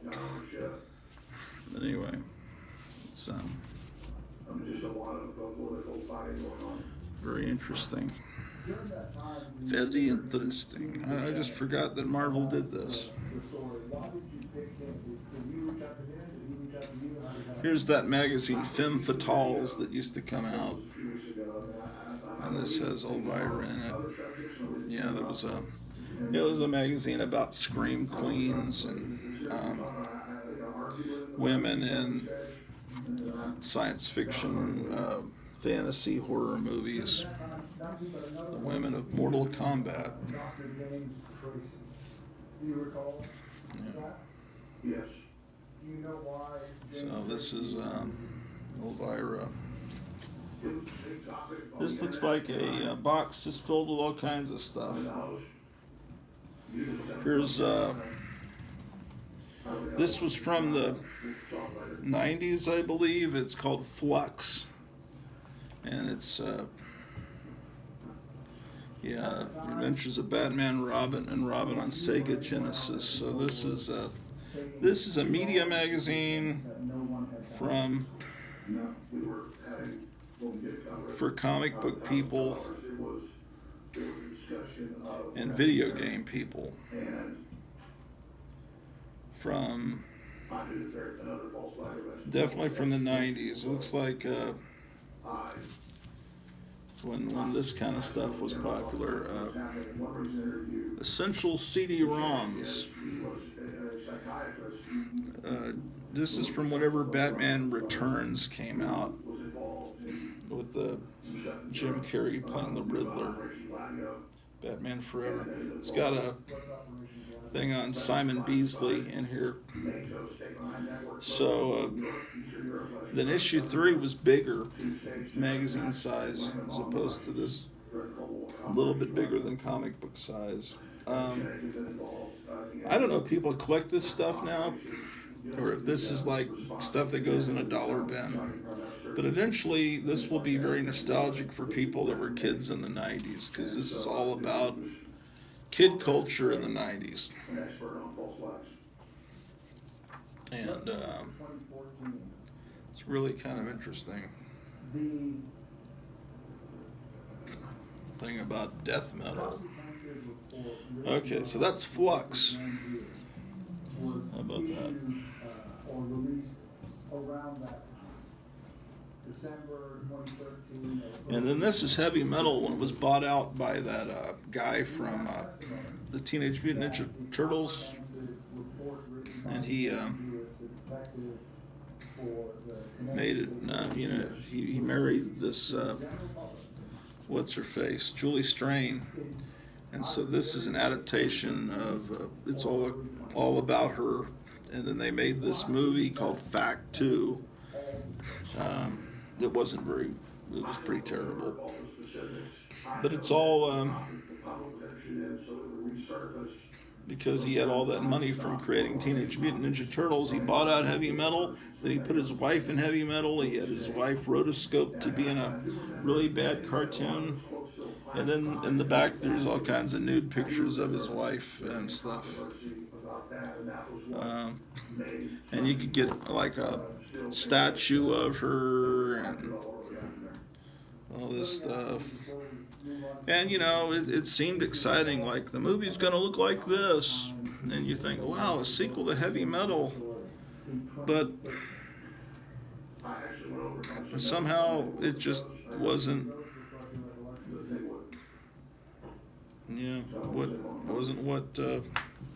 it was billed to be. Here's Marvel 1990, the year in review.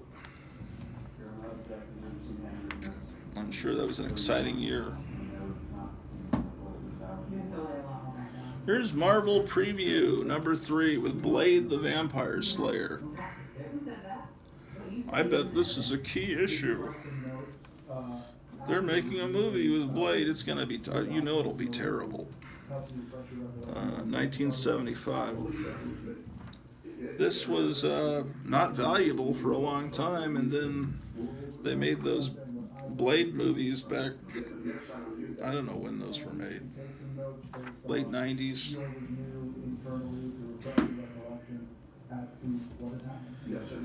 Here's the Marvel adaptation of Conan the Barbarian. I think today is either today or yesterday was Arnold Schwarzenegger's 75th birthday. There he is, biting the head off a vulture. Of course, in the comic, he's drawn to look like the comic book Conan.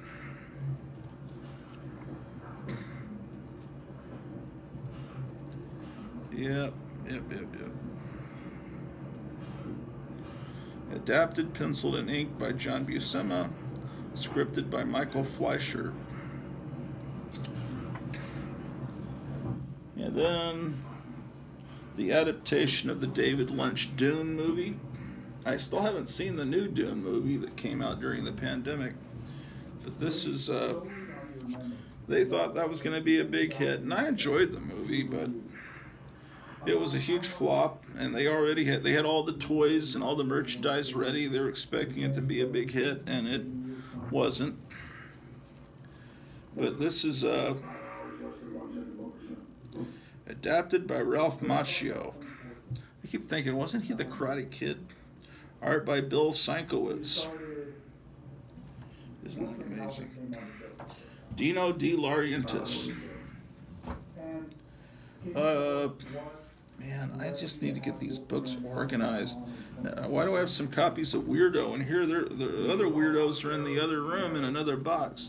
Weirdo number 5. This is R. Crumb's 1980s underground, ground level comic. He would print art from new upcoming artists that he liked. He did these fumetti. Well, this is made like the old girly magazines where they'd have little stories, usually with Betty Page. But here it's cannibal women. And it has R. Crumb art. Here's an adaptation of Jimi Hendrix's Purple Haze song. And here's an adaptation of the song My Guy.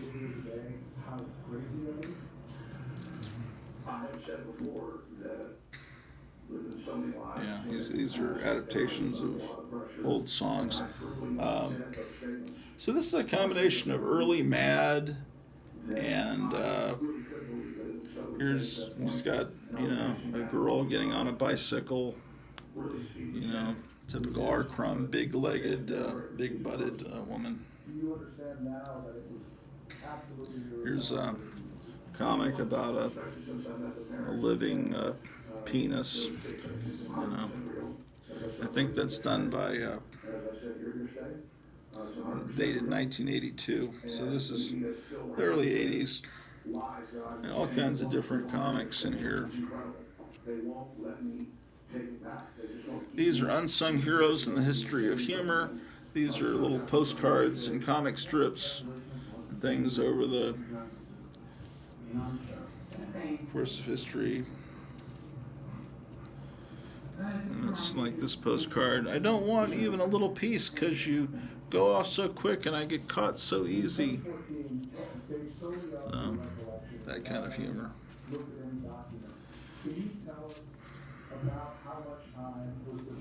So, that's Weirdo number 5.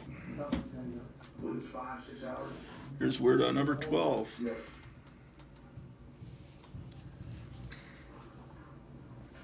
This 1980s style art. R. Crumb art. And it even has Peter Bagg. Yeah, he was introducing all the artists that would become big. Here's another one, number 13.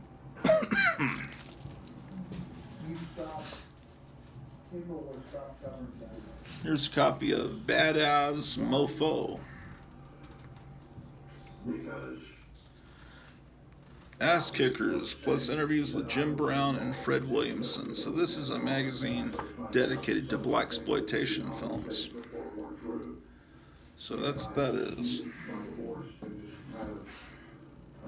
And here's issue 5. Badass Mofo, pop culture at its baddest. blaxploitation, women in prison, all the important types of films. So, you know, films like Savage Sisters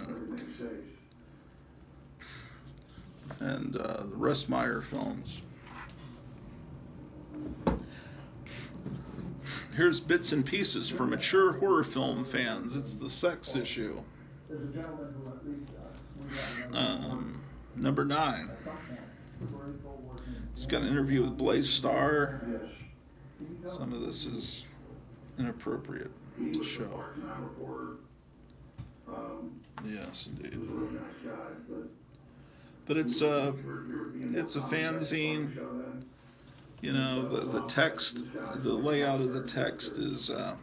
This is before everybody had computers, you know, desktop computers where you can make your text look super professional. Fall of 1994. I got this issue of Cinefantastique. It has a special coverage of Batman: Mask of the Phantasm, which I think is the best Batman movie.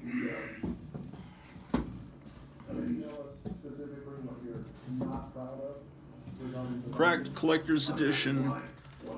We dare you to read this. It's all reprints of their monster stuff. Cracked always was following whatever was hot with kids, and they would do, you know, monsters were really hip in the 60s, early 60s, so they did all these monsters, and they even put out a monster magazine themselves.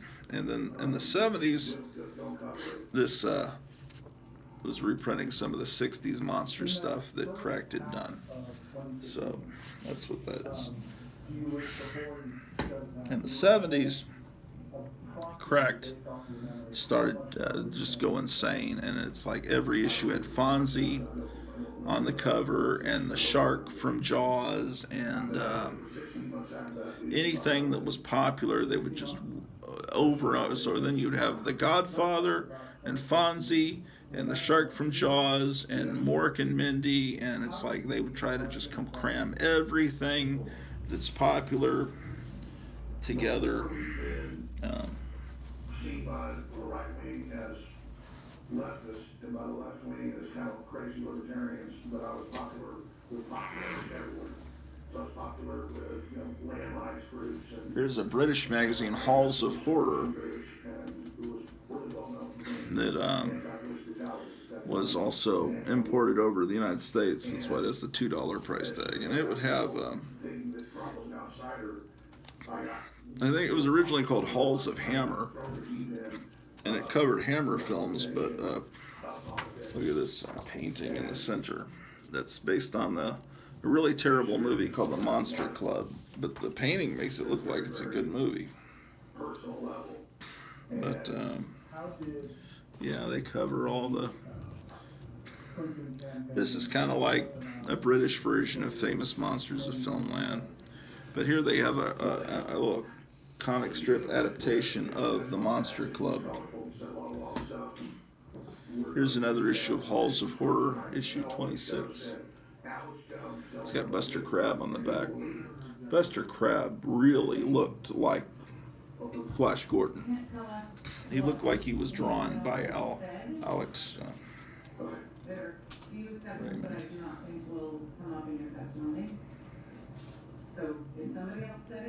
Yeah, they're still doing their Monster Club adaptation. What is the dog bark? What are you barking at, Drew? I see they cover Lugosi and everything. Another issue. This is an ad for a comic book store in England called Quality Comics, South London's top fantasy bookshop. Yeah. Right here I've got some copies of the Monster Times. This is number 3. Monster Times is one of the greatest things that I've ever seen in my life. It's a newspaper, but it's like the old Rolling Stone. You open it like so, and then you read it like this. And so it's a monster newspaper. And when I saw this on the newsstand as a kid, I just couldn't believe it. Now, these are very fragile today because they are printed on newsprint. But they didn't just cover monsters, they covered comic books and every aspect of what we love. See, here is issue 12. And see, it covers comics. And so you'd open it up like this.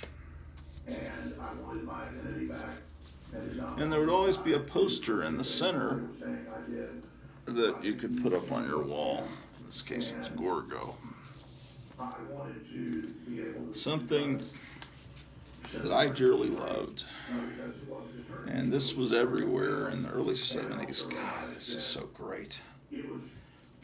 And then Castle of Frankenstein didn't come out that often, but this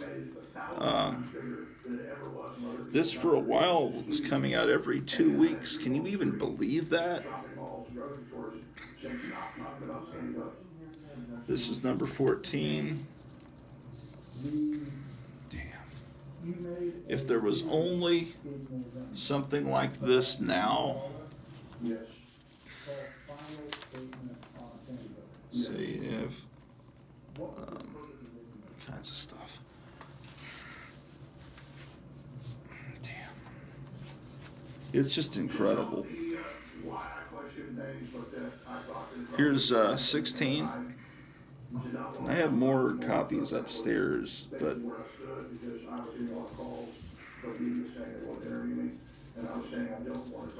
Return of Count Yorga. As you sit here today, do you realize what 18. I ordered a bunch of copies from mycomicshop.com, and right after the pandemic started. My birthday was in April, and I was no longer able to work. I had to work through the computer, and my birthday was coming up, and I for my birthday, my wife got me a bunch of Monster Times that I didn't have. Those are upstairs. I haven't put them with these ones yet. This is that's the Vault of Horror. This is number 22. So I don't have a complete set, but I'm trying to get a complete set. Godzilla.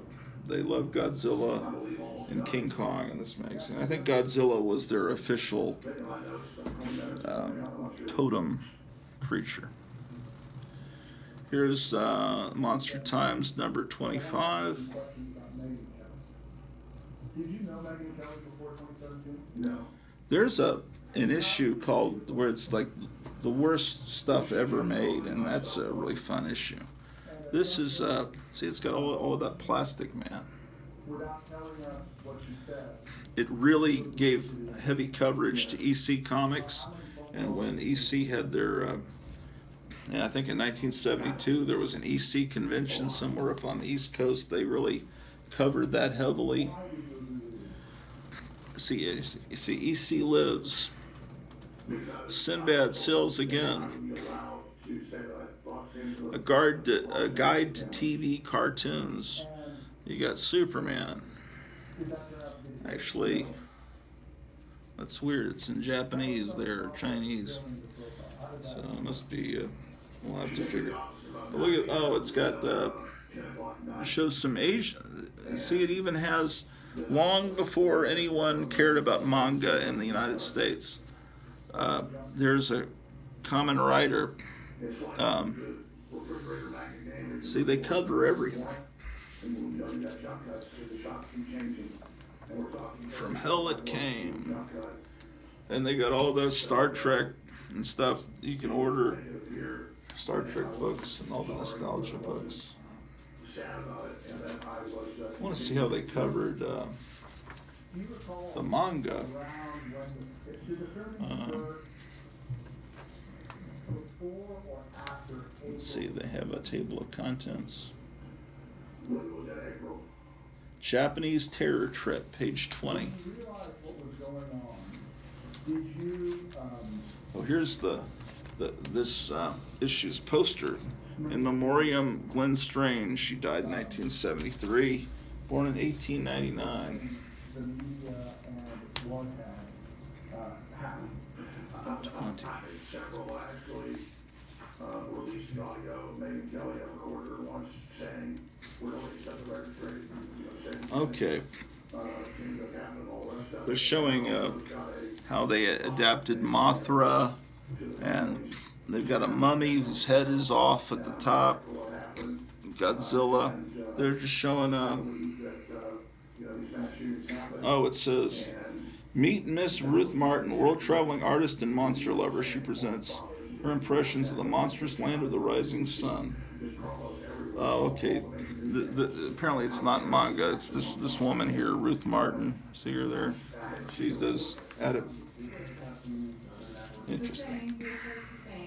Okay. Remember, Mr. Jones, Here's number 33. TMT goes bananas. TMT being the Monster Times. So this is an ape issue,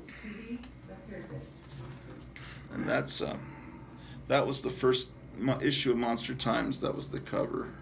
I think it started in '72, and it ended in the summer of '76.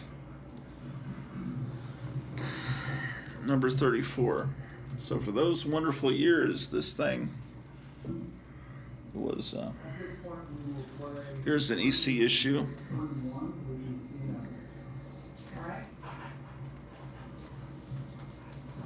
You know, it's just wonderful. I think it has the center poster is one of those covers. See, look, Tales from the Crypt. I think they have one of the covers that was censored in the 50s. An interview with Bill Gates and Al Feldstein. Feldstein. Yeah. That's how they printed the cover in the 50s, because they had to censor it. But this is the real cover, where you see these chopping up, the hairs coming out. Fantastic. Imagine how cool a kid would have been to have that on their wall. But you'd have to buy 2 copies. You wouldn't want to run your only copy. They have Spider-Man on the cover of this issue. Dr. Zaius reading the Monster Times. This really inspired me. Damn, that's great art.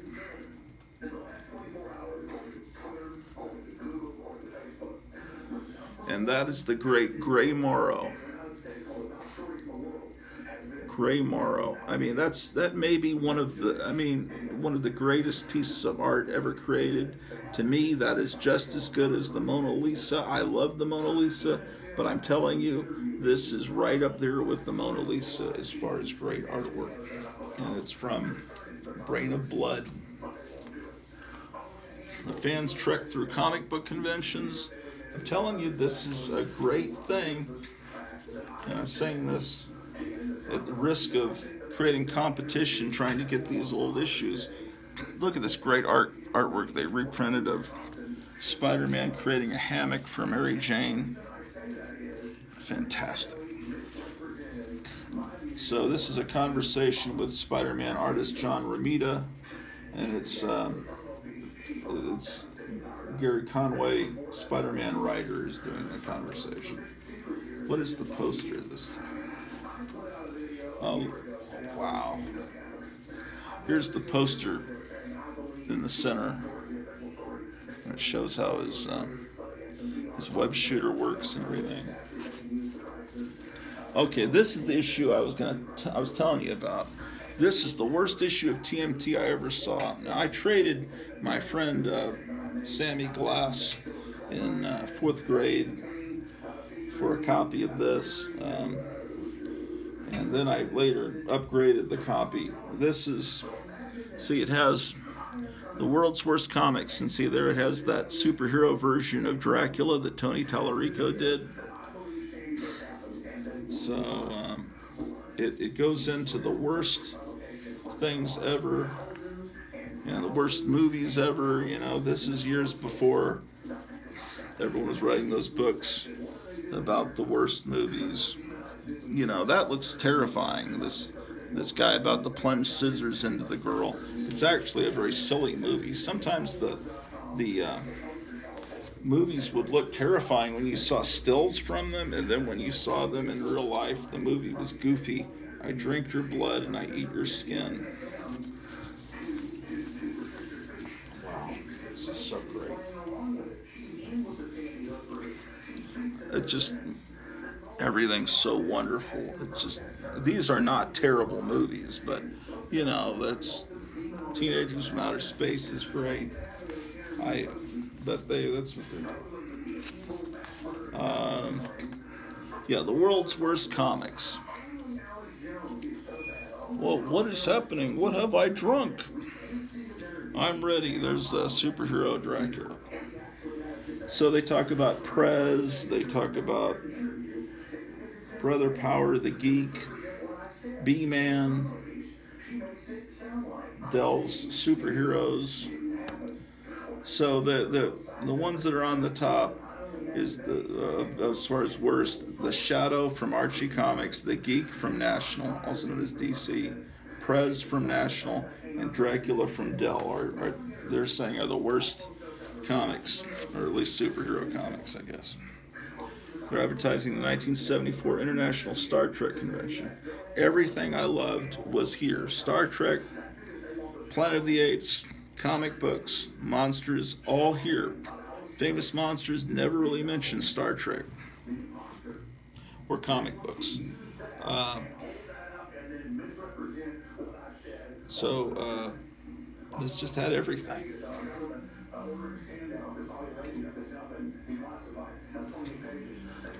This I remember seeing on the newsstand in an airport. I took it up to my mother. Can I buy this? Of course, she said no. And then I'd see it other places.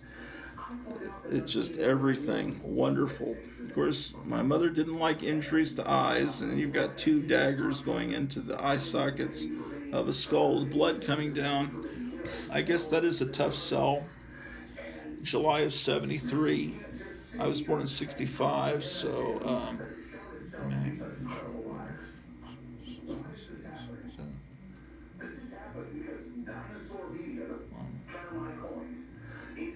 so I guess I was 8 when this came out. I don't know. I guess the Monsters Bill of Rights. I guess I would let an 8-year-old read this, but then the fact that she didn't let me buy this when it came out made me love it more. So maybe if she let me have everything then maybe I would have just been, I would have gotten jaded, and it's like, I don't think so, but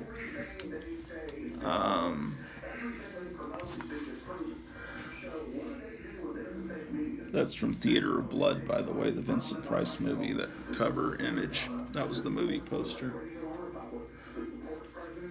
This is number 35 from July of 74. This is October 74, number 36. All the Star Trek posters you can get.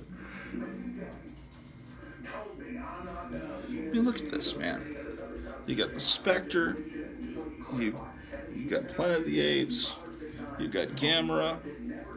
You can enter a creature coloring contest.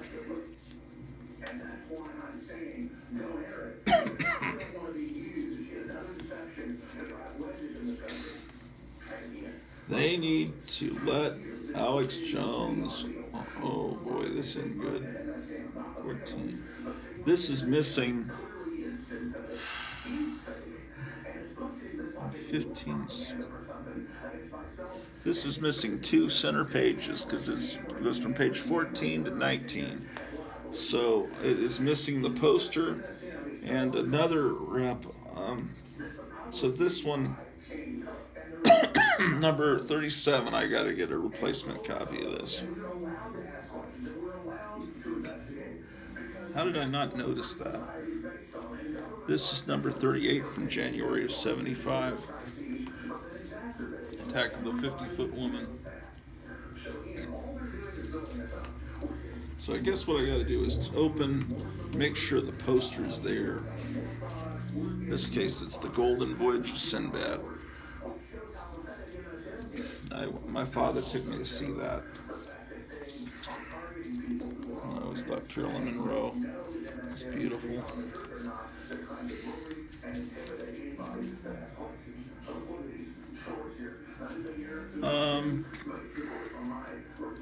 Number 40, April 75. That was when I turned 10.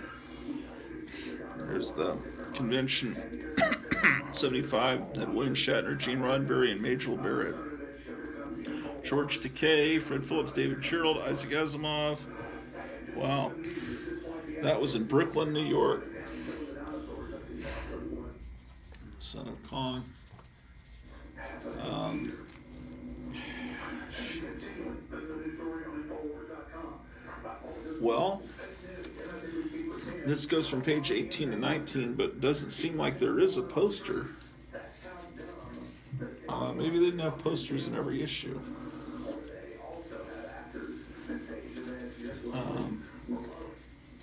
So I think that issue is complete. It felt a little thin, but if they're cranking these out 2 times a month, that would make sense. This is number 41 from May of 75. That says about Monster Movie Comics on page 24. That's a good cover. Just unbelievable. Young Frankenstein. That's that Andy Warhol Dracula movie. Young Frankenstein. That was a big highlight of my childhood, is seeing Young Frankenstein. I really like that.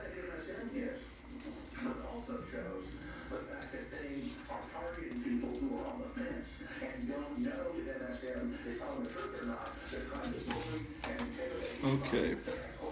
It's the Terror from Beyond Space, which is what the movie Alien is kind of based on, is that particular movie. Now they're starting to cover Space 1999, so we're getting close to the end, unfortunately, because this didn't survive much longer than that. Monster Movie Comics, so they're talking about the Dell Frankenstein, the Dell Dracula Mummy. Oh, and this is written by Ron Haydock, this article. Ron Haydock was a rockabilly guy that made the incredibly strange creatures that stopped living and became mixed up zombies. Look how Conga is saying Squatrant, which is what aliens in the EC comics would say. Squatrant and Spafon. Here's number 42, July 1975. And of course you could get Star Trek Viewmaster reels. And they're advertising the Power Records comic books with the records that went with them. Star Trek keeps on trekking. I wonder if this has the Keep on Trekking poster. That was great. No, one of these has a parody of the R. Crumb Keep on Trekking poster, but it's Spock, and it's really cool looking. More horror movie comics, part 2. Am I hearing thunder, or is that someone revving up their tractor? Captain Kirk, Star Trek Exorcist. That's from Fantasia. They rotoscoped Bela Lugosi for Satan in that. For the Night on Bald Mountain thing. That's what I'm talking about there. Do you see that? Spock keep on trekking. They had a poster in one of these issues of that. Amazing. This one, fuck, is missing pages too. It goes 14 to 19. 15, 16. It's missing 2. Damn it. So the Curse of the Demon one. What was the other? Oh, I'll see it on the replay. Curse of the Demon and it was Curse of the Demon. Or was it this Gamera issue that was missing pages?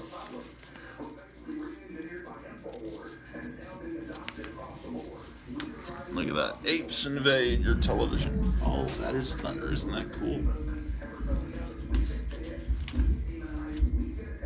Yeah. This one. So I've got to remember Gamera and Curse of the Demon are missing pages. Now they had special issues that were dedicated to Star Trek, and one that was dedicated to Star Trek, and one that was dedicated to dinosaurs. Now this, it's got the wonderful Raquel Welch cover.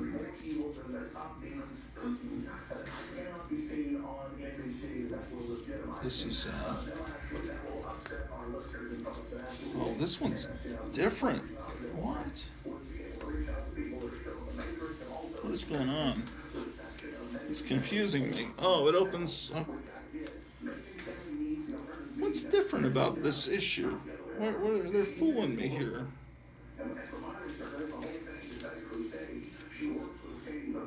This is bigger. How is this bigger? I don't even know. Or am I just completely hallucinating here? Yeah, this is a big poster issue. But how does it unfold to be bigger? How is this even happening? Holy shit, look at this Godzilla thing. How is this bigger? 12 giant prehistoric monster posters inside. So how did they get this to unfold and be bigger than the other issues? I do not know.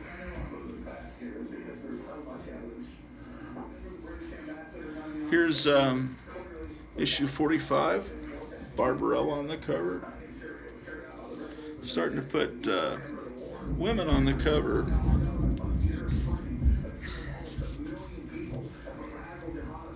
Perhaps trying to stimulate sales. They would even cover the monster cereals, you know, Count Chocula and all that, in these,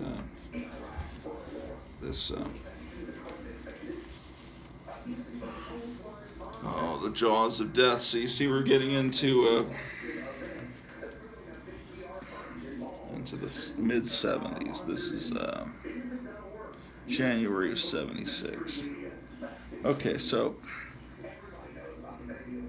I didn't really see the Monster Times when I was living in San Antonio for 3rd and 4th grade because I didn't have a car, and I went to the stores, whatever stores my mom took me to, and they just didn't have the Monster Times.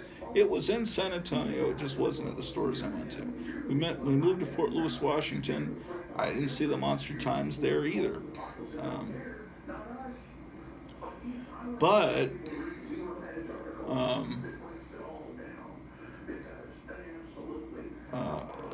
when we moved to Arlington, Texas, and we went to this Forum 303 mall, there was the Monster Times, there was Famous Monsters, there was everything, the Spirit, Morin Magazine, the things that were so hard for me to find in San Antonio and in Tacoma, Washington, just because they weren't carried at the stores. I think when I lived in Tacoma, I only saw one Famous Monsters, and it was the Dr. Sardonicus painted cover, and they just had one beat-up copy in the PX, and it was so beat up that I didn't even buy it because it was like got chocolate stains on it or something, tears. But suddenly, everything was there in front of me, and it was like paradise. Now, I was gonna, and this is the issue I found at the Forum Mall. I knew now I was gonna be able to buy the Monster Times all the time from now on. And of course, what did it turn out to be? The last issue. So, to me, yeah, July of '76. To me, the world started to be a little less special in the summer of '76. Then we got the slap in the face that was the King Kong movie in December of '76, but then that next summer Star Wars came out, and all seemed to be right with the world. But what I didn't realize is that Star Wars, as wonderful as it was going to ruin the remaining monster magazines, because all they were going to start doing is covering up, putting robots on the cover and stuff. Look at the $6 Million Man poster you could put on your wall. Ooh, boy. Now, I love the $6 Million Man, but I didn't. It's sad to see something you love so much disappear. Man, there's a calendar of upcoming comic conventions. Really a shame.